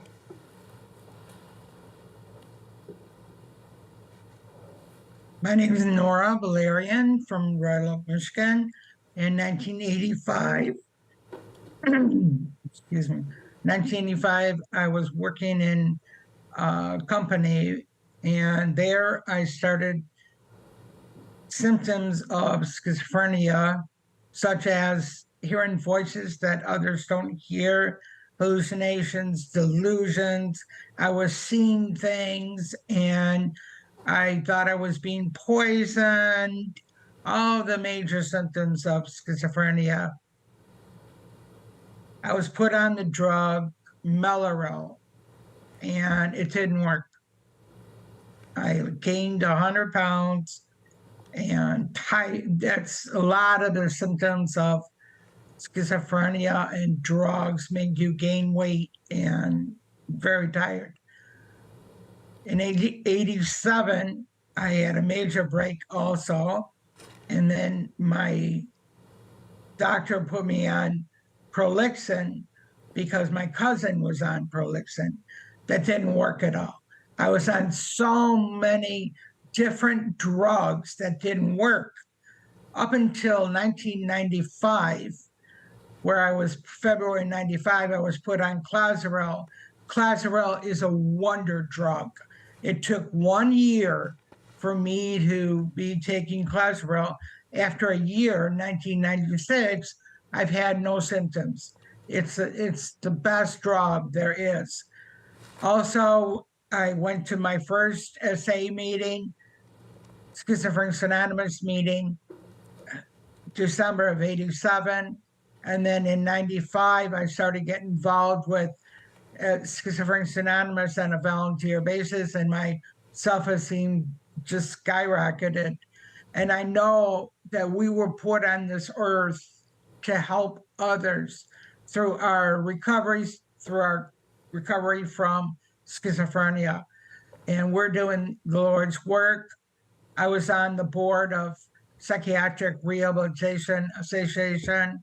I was on the board of NAMI, and currently I am in the Mental Health Association of Michigan, and I'm a deacon for my church. And I tell everyone, we need our psych meds just like diabetics who need insulin. And there's so much good that's happened in my life since I started getting involved with SA on a volunteer basis. I go to Dreams Unlimited Clubhouse, and this is a psychosocial rehabilitation clubhouse. There we do clerical work or kitchen work, maintenance, and I'm very active in the advocacy work, and I'm on the board of deacons for my church. And with the right medication, the right doctors, the right therapists, psychiatrists, family, friends, we can be on the road to recovery. Thank you for having us. Thank you, Nora. Thank you, Nora. That's awesome. And Tim, just ahead. before we go on to you, I hope it's okay if we take a call, because we have a call from Phyllis in northern New York. And so in a couple of seconds here, we're going to see if Phyllis is with us, and then we'll come back to you, Nicole, to comment on the same question. So Phyllis, are you there? Hi, it's Phyllis. Hi, Phyllis. Go ahead. Thanks for joining us. Hi. I'm calling today representing my daughter, who's unable to speak for herself. She was diagnosed in 2001 at the age of 17 and missed graduating from high school that year. She was diagnosed with schizoaffective disorder, spent the summer, several months in a psychiatric hospital where they tried risperidol, Seroquel, Geodon, lithium, I'm not sure what else, but at a certain point they decided to put her on clozapine, and she started to do well. And she essentially did well for 21 years on clozapine. She graduated from high school the next year. She went to college. She had a career. She even started a small business and was doing extremely well, was independent, never once had a failing blood test or low ANC. But last November, because of the REMS agency change, her clozapine was abruptly stopped for 1 week, and she had a severe relapse of psychosis. She was hospitalized in a large medical center. for weeks, and released in mid-December to a therapeutic community program that had helped her when she was first diagnosed. And she's still in that program 11 months later. She's doing better, but she's not back to where she was. The financial cost to our family is approaching $90,000 because we are sacrificing to make sure she gets the care that she needs. But more important is the human cost. She's still not regained that previous level of mental health and function. And she lost her business, her apartment, and her former life, all due to the REMS debacle, is what I'm calling it. The FDA's assertion that short interruptions in clozapine are easily managed using other medications is out of touch and wrong. Pharmacies should never be allowed to withhold an active prescription for an essential medication with no alternative. I want to know what we can do to stop these restrictions from happening, and I know there's action being taken now, but it needs to be more global.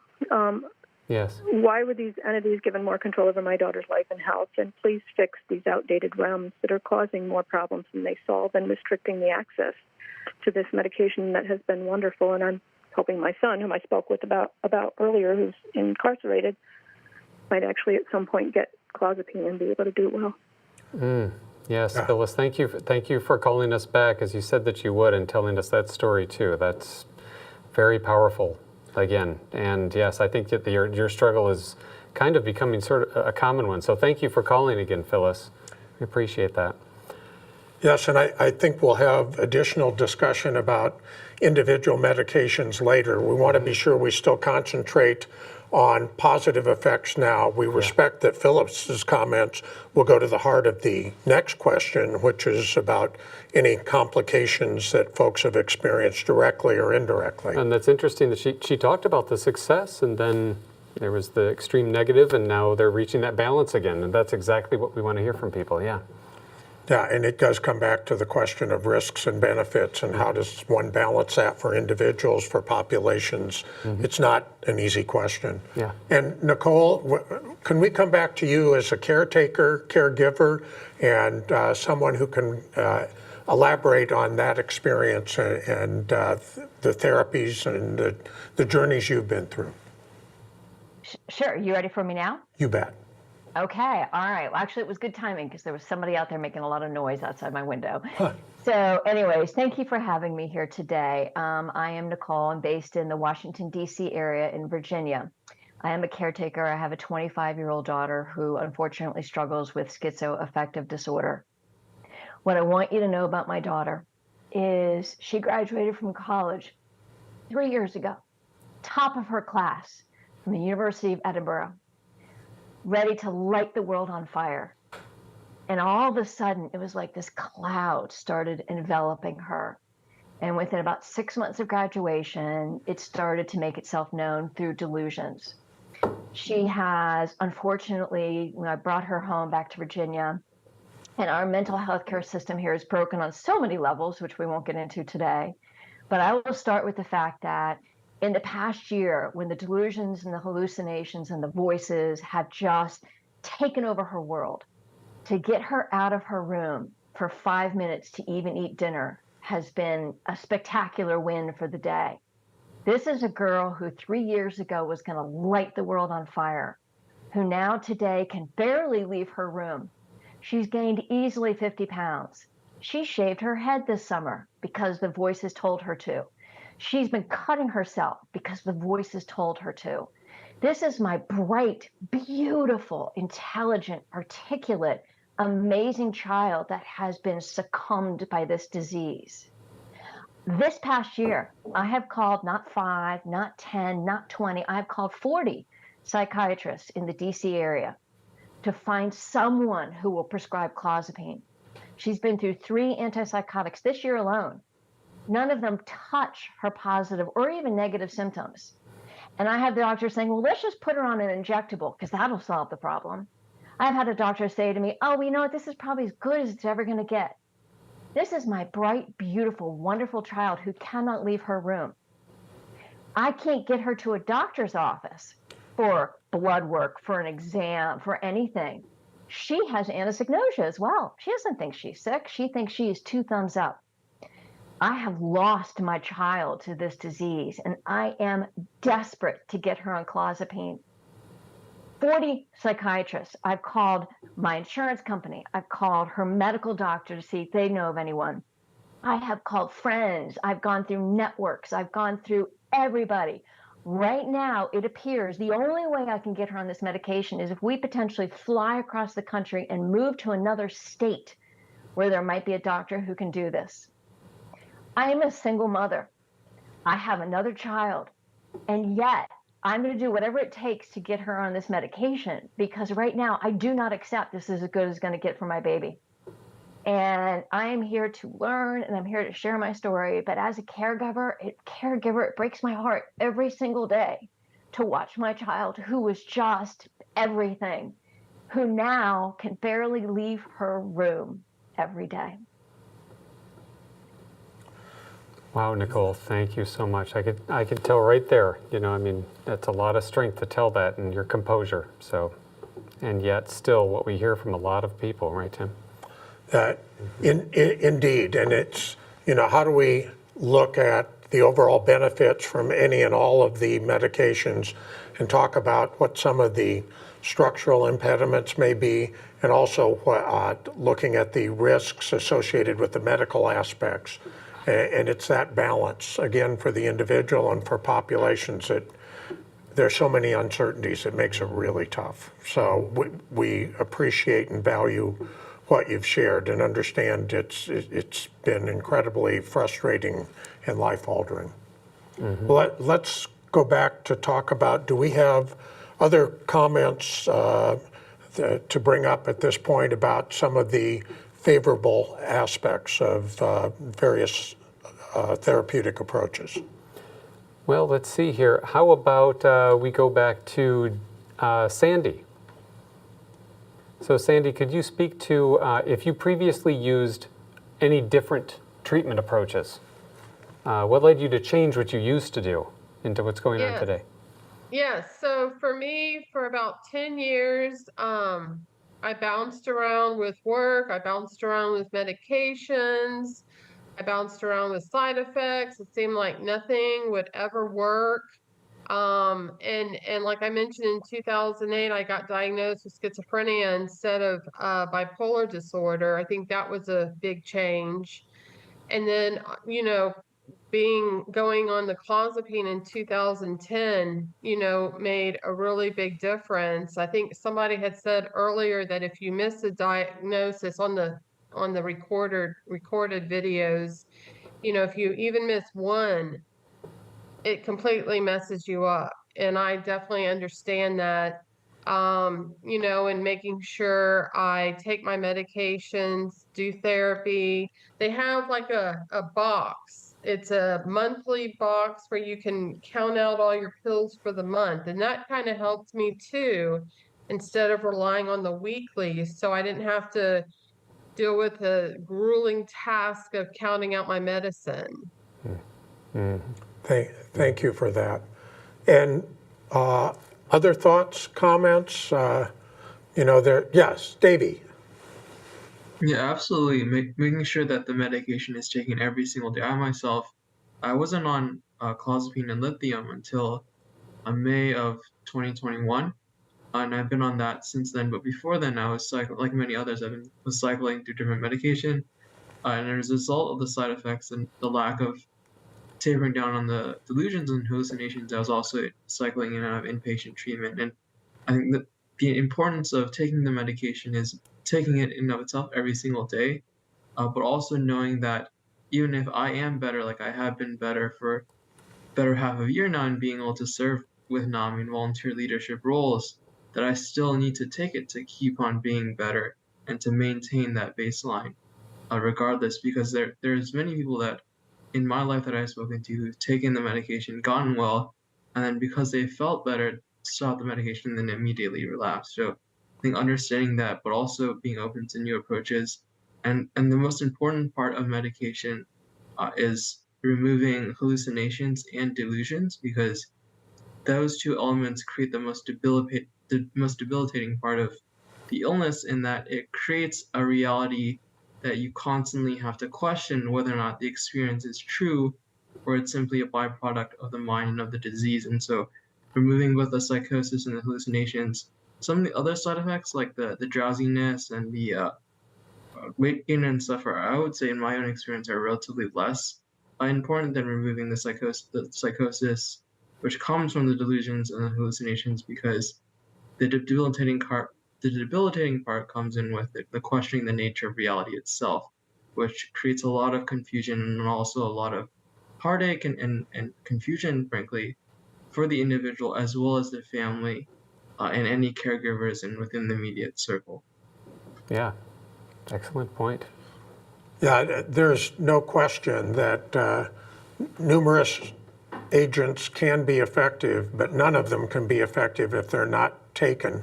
So, I mean, that creates challenges, especially when individuals do not have the insight. And, you know, that's part of the disease. It's really frustrating, I understand, for all of you, and with colleagues and others. So, you know, what we've heard about some of the positives is some good therapeutic journeys, that one solution is not right for all. And if we can think about how the various upsides and downsides can be balanced, it's key. So I think we'll pick up a little bit more on what Paulie had been talking about, and you may have a caller. Yeah, we do actually. We've in a few seconds here, we'll go to Emma from Jacksonville, Florida. So, and then after that, I'd like to read a couple of the written comments that we've had from people too. We're getting a lot of good feedback from people out there that are outside the Zoom call. So thank you all for that. And please keep calling in and writing into us. So do we have Emma on the phone? Yes, you do. Hello. Hi, Emma. Thanks for joining us. Go right ahead. Thanks. I wanted to share a little bit of my experience with medication as treatment and kind of how it's changed my life for the better. In 2015, I was diagnosed with schizoaffective bipolar type after a really rough first year of college. And it wasn't until my illness, some of the lack of insight cleared up, that I realized how much my life had changed since I had been in high school. Like someone who's on the Zoom call had shared, I was a very bright student. I'm somebody's daughter. I had a lot going for me in my future. And when my illness hit, my family kind of had to readjust their expectations for the trajectory of my life and how long it was going to take me to achieve my goals. Starting in 2015, I have been on several different antipsychotic and other psych medications. My very first being the classic antipsychotic haloperidol or Haldol. And I have also been on olanzapine, Abilify, Invega, Geodon, transdermal Sapris, Latuda, Seroquel, and I'm currently taking Vraylar, which is a newer drug on the market. And the difference in side effects and efficacy of the medication has been absolutely night and day. When I was on medications like Haldol, Seroquel, and olanzapine, I was very sedated. I gained a lot of weight. I struggled with dissociation and depersonalization because of how over-medicated I felt. And it made it hard for me to work and go to school. My parents encouraged me to maintain a part-time job, but there were some times because of medication, not necessarily because of my illness, that I was only able to work maybe 10 hours a week. And there were other times that I wasn't able to work at all. During my medication journey, I've been hospitalized twice. The first time was an involuntary hospitalization that during my stay there, I understood that I had had a psychotic break due to noncompliance with medication. And it really was a wake-up call that despite some of the side effects, I need the medication to have a functional life and have relationships with friends and people in my family. My second hospitalization was actually earlier this year in April, and I chose to admit myself because I felt like the olanzapine that I was on was no longer effective, I was only having a partial response, and yet I was experiencing severe sedation and weight gain from that olanzapine, which is generic Zyprexa, which is known for weight gain in patients. And during my inpatient stay, a psychiatric nurse practitioner was able to switch me over to the Vraylar. And something that I learned through that process of getting my medications adjusted in the hospital was the importance of titrating and weaning down on medications properly and following the instructions of your doctor to make sure that you're not experiencing any side effects because you're increasing the dose of a medication too fast. And so I'm a huge advocate for educating patients on what the side effects of their medication can be, because speaking as someone who runs a DBSA support group for mood disorders in Jacksonville, and many of our members also have schizophrenia or schizoaffective or psychotic symptoms, we're often not told what the common side effects are going to be of a medication when we're put on it. We're just told to take it. And sometimes when you're dealing with anosognosia, it's really important to listen to the people that love you because they want what's best for you, our parents, our partners, our friends, our siblings. And with this new drug, the Vraylar, I experience less sedation. I take it in the morning, which is the very first drug I've ever taken, not before bed, because it doesn't make me as tired. And I never would have gotten to this place in my journey had I not advocated for myself and kept a journal while I've been on different medications, tracking my symptoms, tracking my mood, writing down anything that seems off, and reporting those information to my doctor and to my therapist. Oh, that's interesting. And another treatment, yes? Yeah, well, I was just going to comment briefly, Emma. It's interesting because you've talked about the positive and negatives, and yet it's almost like when we talk about you reaching a balance with your treatments, you're journaling. And that's something I don't know about our Zoom participants. I know some of my friends have commented on how journaling helps them. So, yeah, thank you very much for calling, Emma. We really appreciate that. Thank you. Very helpful. And bringing it back to our Zoom panelists as well, we've certainly heard about some positive effects here, and I think if we were able to poll things for everyone involved, I know Sandy and Nora both have comments pending here.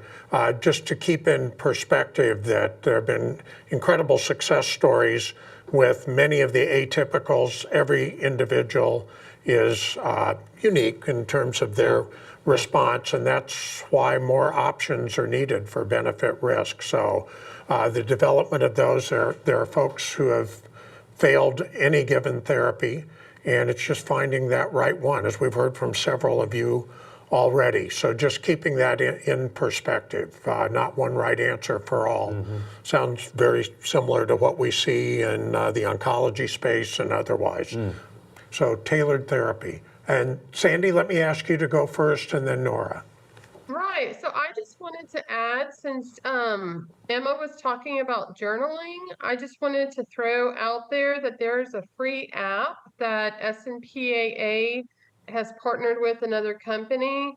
It's called Schizophrenia Health, and then the two words together, Storylines. And on this app, you can journal, you can track your symptoms, you can be reminded to take your medication. It's a wonderful app. I've been using it for many years. And that way, when you see your doctor, you have everything with you so that you can discuss things with the doctor. That's all I wanted to add. Yeah. It's great help, kind of journaling plus. Hey, maybe doctors could tell their patients, hey, look this app up, Yeah. Hope so. Can use any and all help in the practice setting, at least in my experience. So Nora, thank you, Sandy and Nora.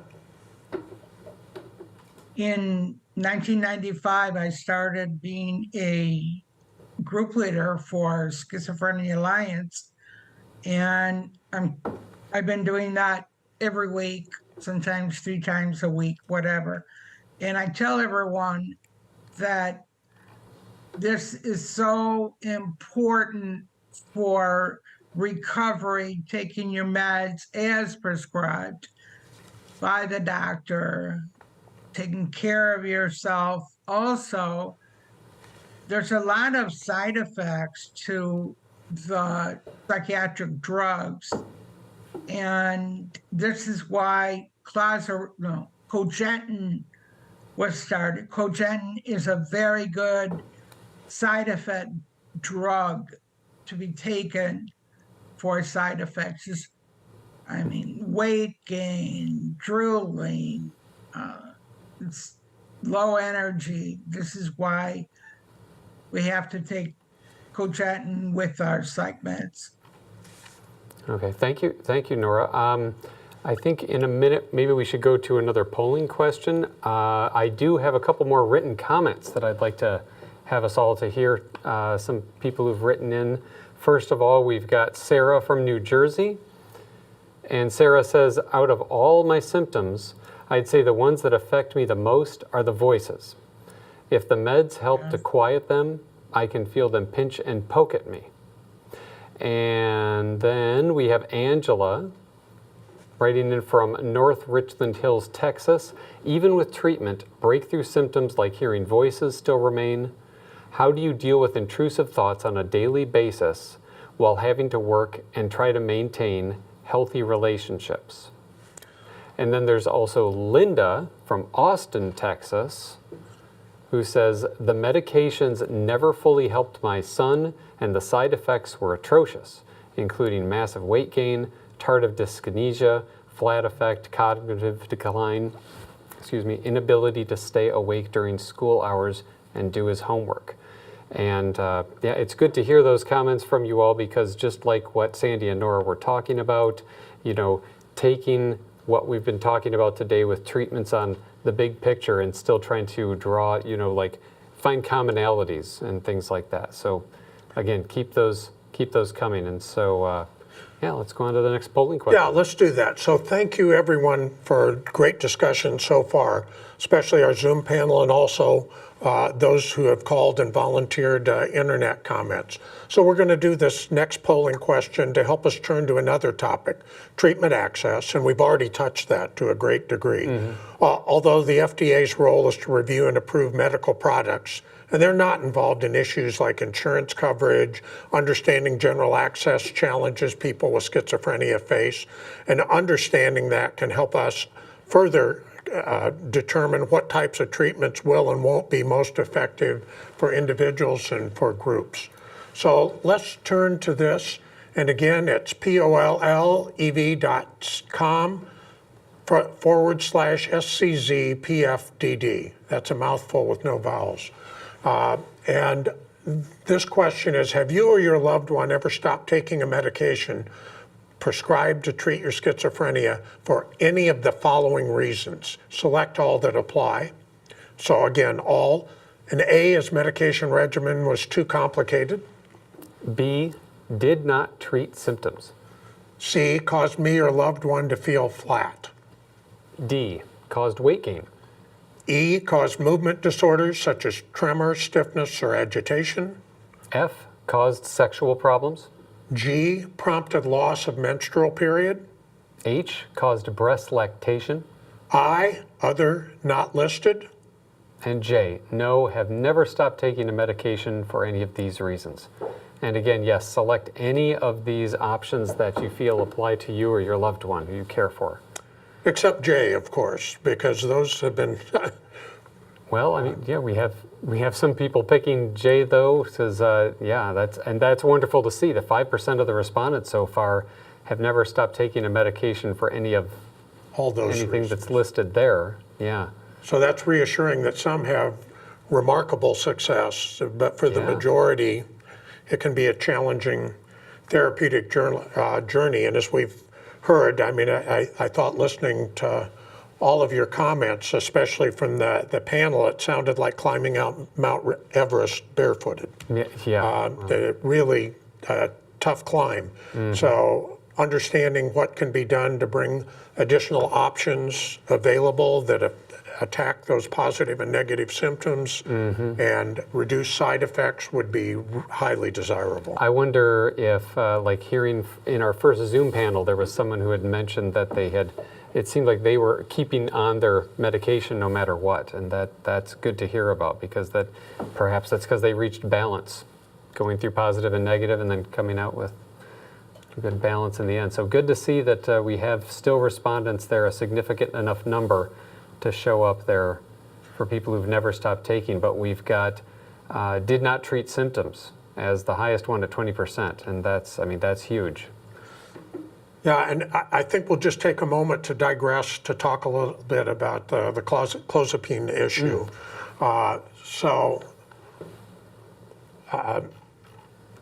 It's interesting to see how many people have experienced these type of challenges in beginning and continuing therapy. Knowing this is a point of great interest for the schizophrenia community, let's take just a moment to talk about potential access challenges related to that particular agent. And I know folks will have comments here, but as background. Nicole's already got her hand up. Yep, before we even and we'll get right back. But clozapine is subject to what's known as a risk evaluation and mitigation strategy, or REMS, which is set by FDA, requiring doctors and pharmacists to coordinate and provide reports on the use of this medication. So when a medication needs to have a REMS, it can make it more challenging in some cases for patients. And Nicole, we know you have experience with that, and welcome your comments here. Oh, No problem. You're fine. Go ahead. Nope, you're fine. And so I mentioned I've called 40 psychiatrists. Well, you know what I've also done? I've called labs. You know what I've also done? I've called just general practitioner doctors to help deal with potential side effects. I have called pharmacies. I work full time. And thank goodness my daughter has a caregiver. Not that I'm the most amazing human ever, but it's like, it is astronomically difficult. I live in a major metropolitan area. I can't find a doctor, lab, pharmacist, or general practitioner that will belly up to the bar and say, yes, I will help your daughter. Not one.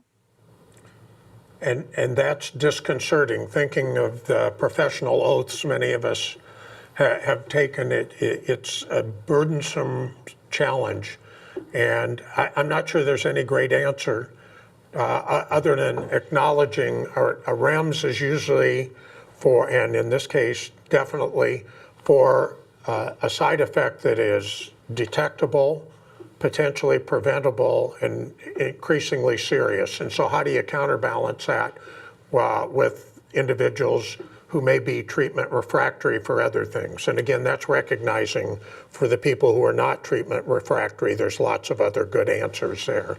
So, we need solutions to new therapies to manage what are adverse events on successful other products.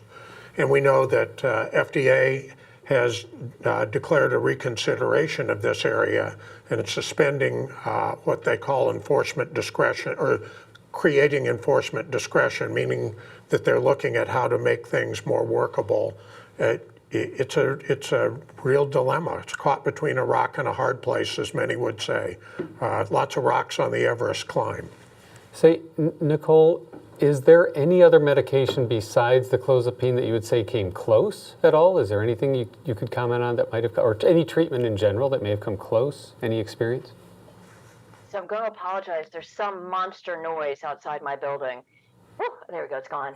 I'm going to say no. As I said, my daughter currently is on 2 antipsychotics and a mood stabilizer, and she still has voices. She still has hallucinations. She still has delusions. She still can't leave her room. She has still gained the weight. She still can't work. She still can't see her friends. 2 antipsychotics simultaneously right now. The doctor's solution is to make it injectable. Okay. Yeah. Thank you. And understanding that, there's the initial therapy population, and then those are treatment resistant who failed other things. And they're, very different needs and solutions. So understanding how to target that is key. That's not an excuse, just an observation again. Yeah. So as we think about that, and I'm conscious of, we have one more polling question that we want to get to, which is, thankfully for all of you, the final polling question. And then we have some additional presentation that we'll want to be sure we hear. Any other thoughts or comments at this point before we go to that last comment or that last polling question? Great. So why don't we proceed, and if we can have up on the screen, we are now going to discuss what everyone hopes for community-wise in terms of new treatments. So once again, you have the polling address. Forgive me for saying it again, but pollev.com/SCZ PFDD. And you can pull this up on your phone or computer in a new browser to answer this question. And if you're a caregiver, we remind you to please answer on behalf of the person for whom you care. And this question, take it away, Polly. Have you or your loved one ever experienced any of the following challenges in accessing medications for schizophrenia? Select all that apply. And option A is a delay in getting medication because of the lack of clear diagnosis. B is difficulty in finding a doctor who's able to prescribe the right medicine. C, difficulty finding a pharmacy to fill a prescription my doctor was written. D, having to choose between paying for my medications or other expenses. E, switching insurance and no longer having coverage for my medication. And F, have not experienced any challenges in accessing medicines. And right off the bat there, we've got a third of the responses coming in as difficulty finding a doctor who's able to prescribe the right medication. So there we go, and that's been a little bit more of a common thread also in some of the people who've been speaking up about that and writing in. Yeah, pretty interesting that it's like a high hurdle race, that there's a lot of barriers here. Difficulty in finding a doctor, even if you can, do you have the right pharmacy involvement, et cetera. So, Well, there's a lot of medications available. Yeah. And especially disturbing when you think about the trade-offs of the matters of you have to make some difficult choices with expenses, with other alternatives. It's challenging to manage overall. Yeah, and we have a lot of other callers here waiting on the line. Great. So before we go back to the Zoom, keep filling out responding to the poll there. And in a few seconds, we'll go to Angela in Odessa, Missouri.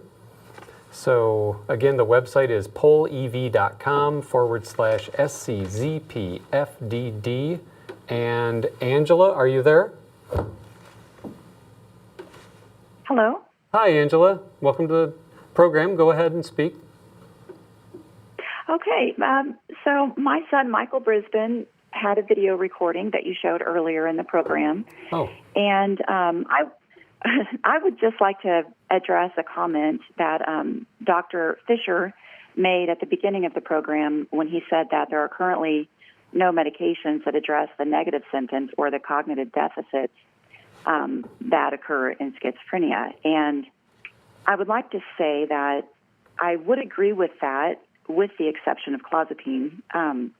As my son stated in his video, he took 13 other antipsychotics, unfortunately, before he was able to begin clozapine. And during that time, from the beginning of the onset of his illness until he started clozapine, his cognitive function declined tremendously. At 15, he was offered a full scholarship from Northwestern University. They wanted him to quit high school at his current high school and go to finish his high school on campus at Northwestern and also earn his engineering degree at the same time. We turned that down, but we noticed each year following that time that his SAT scores were declining. And by the time he was diagnosed with schizophrenia in the late year of 18, when he turned 18, sorry, I'm kind of stumbling here, his cognitive function had declined from being like a gifted, exceptionally intelligent person with a great future ahead of him to where he could not read hardly anymore. His vocabulary was greatly diminished, and his maturity level was about that of a toddler. And that was even after taking 13 other antipsychotics, which are have all been mentioned today. All of the ones that have been listed off by the numerous speakers. My son took all of them, and he just wasn't getting better. And he actually was at the point where his doctors told us that he was not going to get better, just to give up hope, and that the safest route would be for him to be institutionalized long term. Safest for him and safest for us. And they were wrong. When we finally were able to get him on clozapine, he started improving. He's been on it now for 5 years, and he's slowly and steadily improved over those 5 years. His cognitive function and his has improved. Negative and positive symptoms both are dramatically better. He's in college full time now. He's attending a school 3.5 hours away from our home. He works 15 hours a week on campus. He serves as a board of director for NAMI of Greater Kansas City. He's in the theater program. He performs in the plays at school. Clozapine has been a miracle for him, and not only has it worked for him, but I know a lot of other people that it has addressed their cognitive decline, their negative symptoms, not just their positive symptoms. And statistically, it's way outperformed all other antipsychotics. So I really feel like the conversation needs to be about the medication that works the best. Well, in every clinical trial ever done, clozapine has dramatically outperformed every other medication. So it's like, I don't understand why the most effective medication is being held as a last resort, because people are losing brain function. They're losing brain cells while they're waiting. I'm sure that you're not the only one thinking that. Yes, and that's so it's awesome that both your son and you are telling two different sides of this story, and yet there's a lot of similarities there. So thank you very much, Angela. That's awesome. Yeah, and I think to put this in perspective, it reminds me very much of past development in oncology. So with cancers, treatment-resistant cancers have an entirely different need for therapies because of failures, and the primary treatments are quite distinct from what is used for treatment related failures. And I think what we're talking about here, so that we don't overgeneralize, is that there are a select population of individuals who have not done well, and for them, those kind of expanded options need to be thought of. But making sure we think about other precedents and how we can learn from that, because we are focusing on what about new therapies, what about drug development, and maybe future treatments. Pardon me? Future treatments. Yes. Yeah. As a matter of fact, would someone, perhaps Davey or Sandy, would you like to comment on future treatments? Yeah, Davey, go ahead. I think, like I mentioned earlier, I think future treatments should not only be affordable, because oftentimes the more effective ones tend to be hidden behind higher paywalls, but not only affordability, but also aiming to reduce, like the two things I mentioned, the delusions and the hallucinations, primarily because of how much that occupies a person's mind space and their ability to function. And hopefully, there's many things that we can check off for the pros, but also the minimum reduction in cognitive function, because I know from my experience, before I was diagnosed, at least for a year or so before that, there was a definite, kind of looking back, a definite decline in my ability to function. Like when I graduated high school, I was top of my class. I was president of two different honor societies, National English Honor Society and Math Honor Society. I had founded and run my own origami club, and I was top of class. I entered Vanderbilt, and then very shortly after that, there's a notable decline in my functioning academically that later on was explained by the diagnosis, but at that time I didn't know. And certainly future medication should be have the benefit of those reducing hallucinations and delusions, but also not interfere with cognitive function, so that an individual can still pursue their passions, their hobbies, their interests, or their values, but do so in a way that they can also advocate for themselves, even in that position. Yeah. Thank you. Thank you, Davey. That's awesome. And I think Sandy might have wanted to say something, but Sandy, we're gonna take one other call if that's okay. Thank you. So in a few seconds here, we'll go to Thomas from Wheaton, Illinois. And again, if we have some time when we come back, If anyone else has comments for future treatments, that would be I think a great thing to talk more about. But yeah, for think now, about some concluding comment. If you could Yeah. wave a magic wand, what would you like to see in that new benefit-risk type relationship? So let's see. Do we have Thomas there with us? Hello? Hi, Thomas. Do you care to speak about like future treatments, not just what you're calling about, but how that might help with future treatments? Sure. My name is Thomas. I'm schizoaffective. And I would say that the reducing the side effects, I currently take clozapine and I sleep about 12 hours a day because of it. However, it does produce a lot of higher functioning. I'm able to live alone. I drive, I work part-time, and my greatest hindrance is sleeping 10 to 12 hours a day. And so I would say that would be the biggest thing that I would say for the future is to try to reduce side effects. Yeah. Yeah, to not have to sleep so much, right? Maybe at least just 8 hours a day. You know, some people think that it's a blessing, but you try to take 4 hours out of your day every day for the rest of your life. It's kind of, that's a stiff price to pay. Yeah. Yeah. Thank you very much, Thomas. Appreciate you calling in with that. Yeah, thank you. And, you know, it strikes me anything that's powerful enough to affect a devastating disease like this is going to have a variety of side effects. So being able to modify those would be important for patient compliance. And thoughts from our panel, we have a few more minutes available, and we just welcome any closing comments any of you would like, magic wand or otherwise. Sandy? Yeah, I just think if there was a way to come up with a more efficient method for figuring out which meds to take. I know we've talked a lot about clozapine, but we've also talked about newer drugs. And I know for me, it took me 10 years to find the right medication, and that's a long time. Thank you. Well put, and it's a harrowing therapeutic journey. We appreciate. I'd like to thank everyone for having Sandy and Davey and Nicole and I have opportunity to speak, and it's been very nice. It's been really good. Sandy, Dave, Nicole, Jim, Thank you. Holly. Yes, thank you all for being here. It's really good. Thanks. Nicole, anything else to add? I was just gonna suggest, and I don't know who would do this or how it could even happen, but there's such misinformation, and there's so many providers out there that need a different education on so many levels about the medications, about the disease, for the love of God. I mean, just, you know, about what this thing is, and there is this misconception, and you've heard it a number of times, where providers have said to the person who is sick or to the caregiver, oh, this might be the best you can get.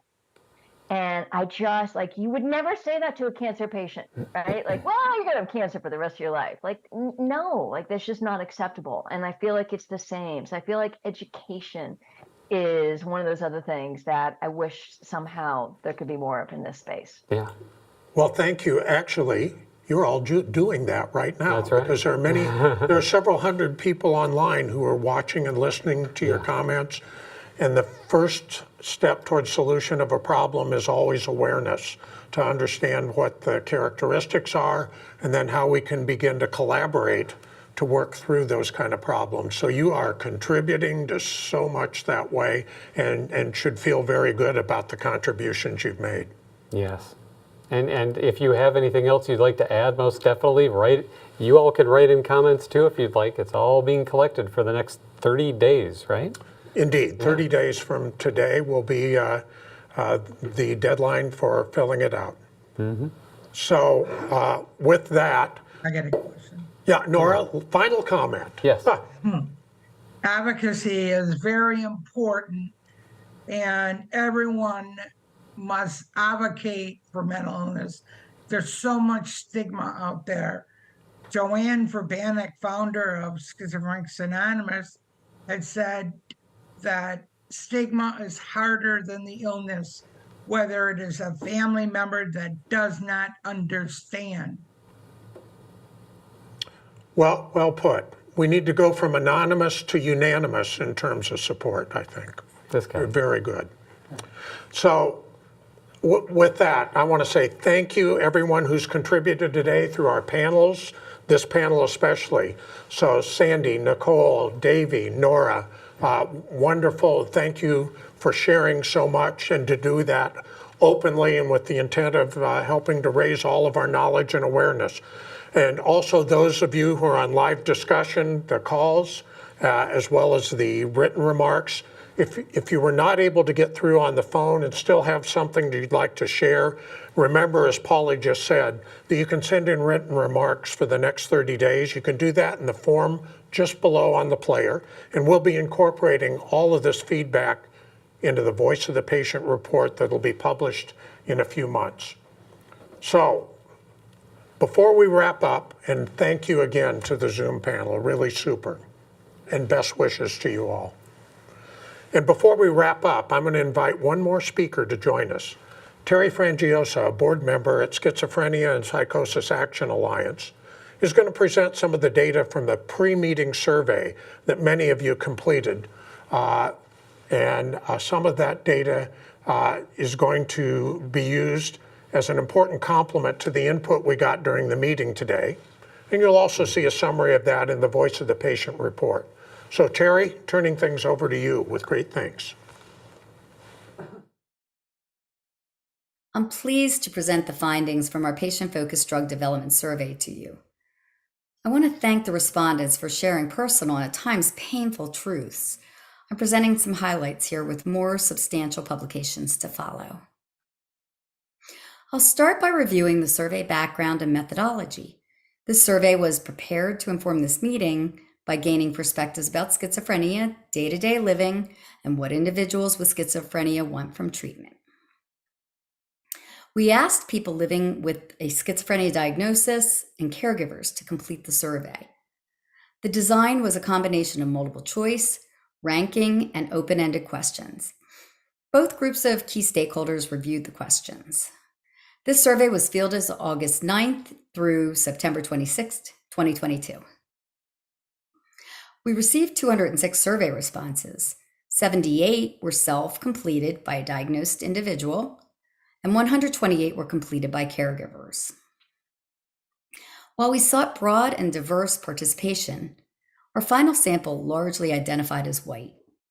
Caregivers answered for people who were more likely to be male and white than diagnosed individuals. And caregivers also noted higher levels of unemployment for their loved ones. Let's start by discussing key areas of schizophrenia burden. First, we asked participants about their experience in the past week and month. We found that people who completed the survey themselves generally experienced milder symptoms. In contrast, the caregivers bring the perspective of a more severe loved one. This is going to be helpful to keep in mind when we review other results. Our survey participants reported having significant difficulty with many activities of life, including working, starting and finishing things, and remembering things. Caregivers noted much greater difficulty in many areas. For example, over 70% expressed substantially significant difficulty for their loved one on 11 of these 14 items. When asked about how positive and negative symptoms of schizophrenia affect the ability of individuals to function and live, the results were overwhelming. All but one of the items on this list affected nearly 2/3 of individuals. Further, the following are noted to have a significant impact on over 30% of affected individuals: lack of energy, loss of interest in social activities, believing something that others don't believe, loss of motivation, and not trusting other people. Again, caregivers noted that over 30% of their loved ones experienced significant impact on 10 of the 15 listed positive and negative symptoms. Some additional symptoms mentioned were feelings of being watched, feeling more afraid than usual, feeling convinced they were extremely special or talented, and seeing, hearing, and tasting things that aren't there. Perhaps even more impactful were the answers to a question about specific activities in the past year. Over half of the respondents who were represented had thoughts of self-harm. And in addition, almost 60% of caregivers noted that their loved one experienced homelessness in the past year. Participants also noted past legal services, special education or employment needs, hospital stays, treatment for abuse, suicide attempts, and victimization of a crime or abuse. All in all, a devastating picture has been painted by the respondents. It's interesting that reported medication use was so similar for both types of surveys. As expected, oral and long-acting antipsychotic medications are mainstay treatment, with add-on treatment of other medications such as antidepressants and anxiolytics over 30 to 40% of the time. You'll note very high levels of switching and discontinuation on these next two slides, starting with switching. Over 80% of respondents spoke to switching for better efficacy, and over 80% noticed switching to alleviate undesirable side effects. And almost as often, around 70% of the time, the doctor recommended taking a different medication. Survey responses also reveal many reasons why people quit taking their schizophrenia medication. Those with the diagnosis most commonly spoke to quitting due to weight gain. Caregivers most often spoke to their loved ones feeling flat. Lack of efficacy in treating symptoms was the second most common reason for quitting, reported by both groups. Diagnosed individuals also quit in high numbers due to movement effects, flat feeling, and sexual problems. Finally, our survey sheds light on what individuals hope for in new treatments. These results reveal massive room for improvement. While hallucinations and delusions were reported as most important by diagnosed individuals, nearly all the items on this slide were moderately to very important for individuals in both survey groups. From this survey, it's clear that schizophrenia has profound effects on diagnosed individuals and caregivers.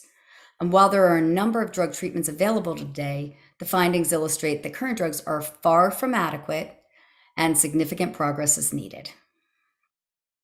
It's way past time to bring new and improved treatments to these individuals. They're waiting.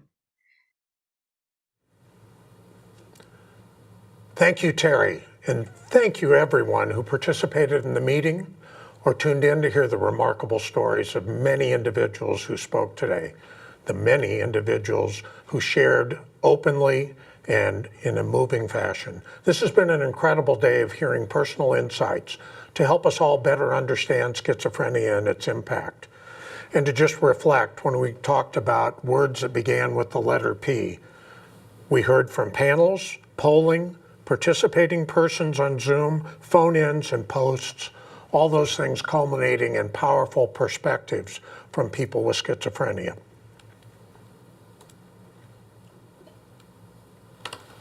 So thank you to so many others as well. Thank you to the FDA for listening in.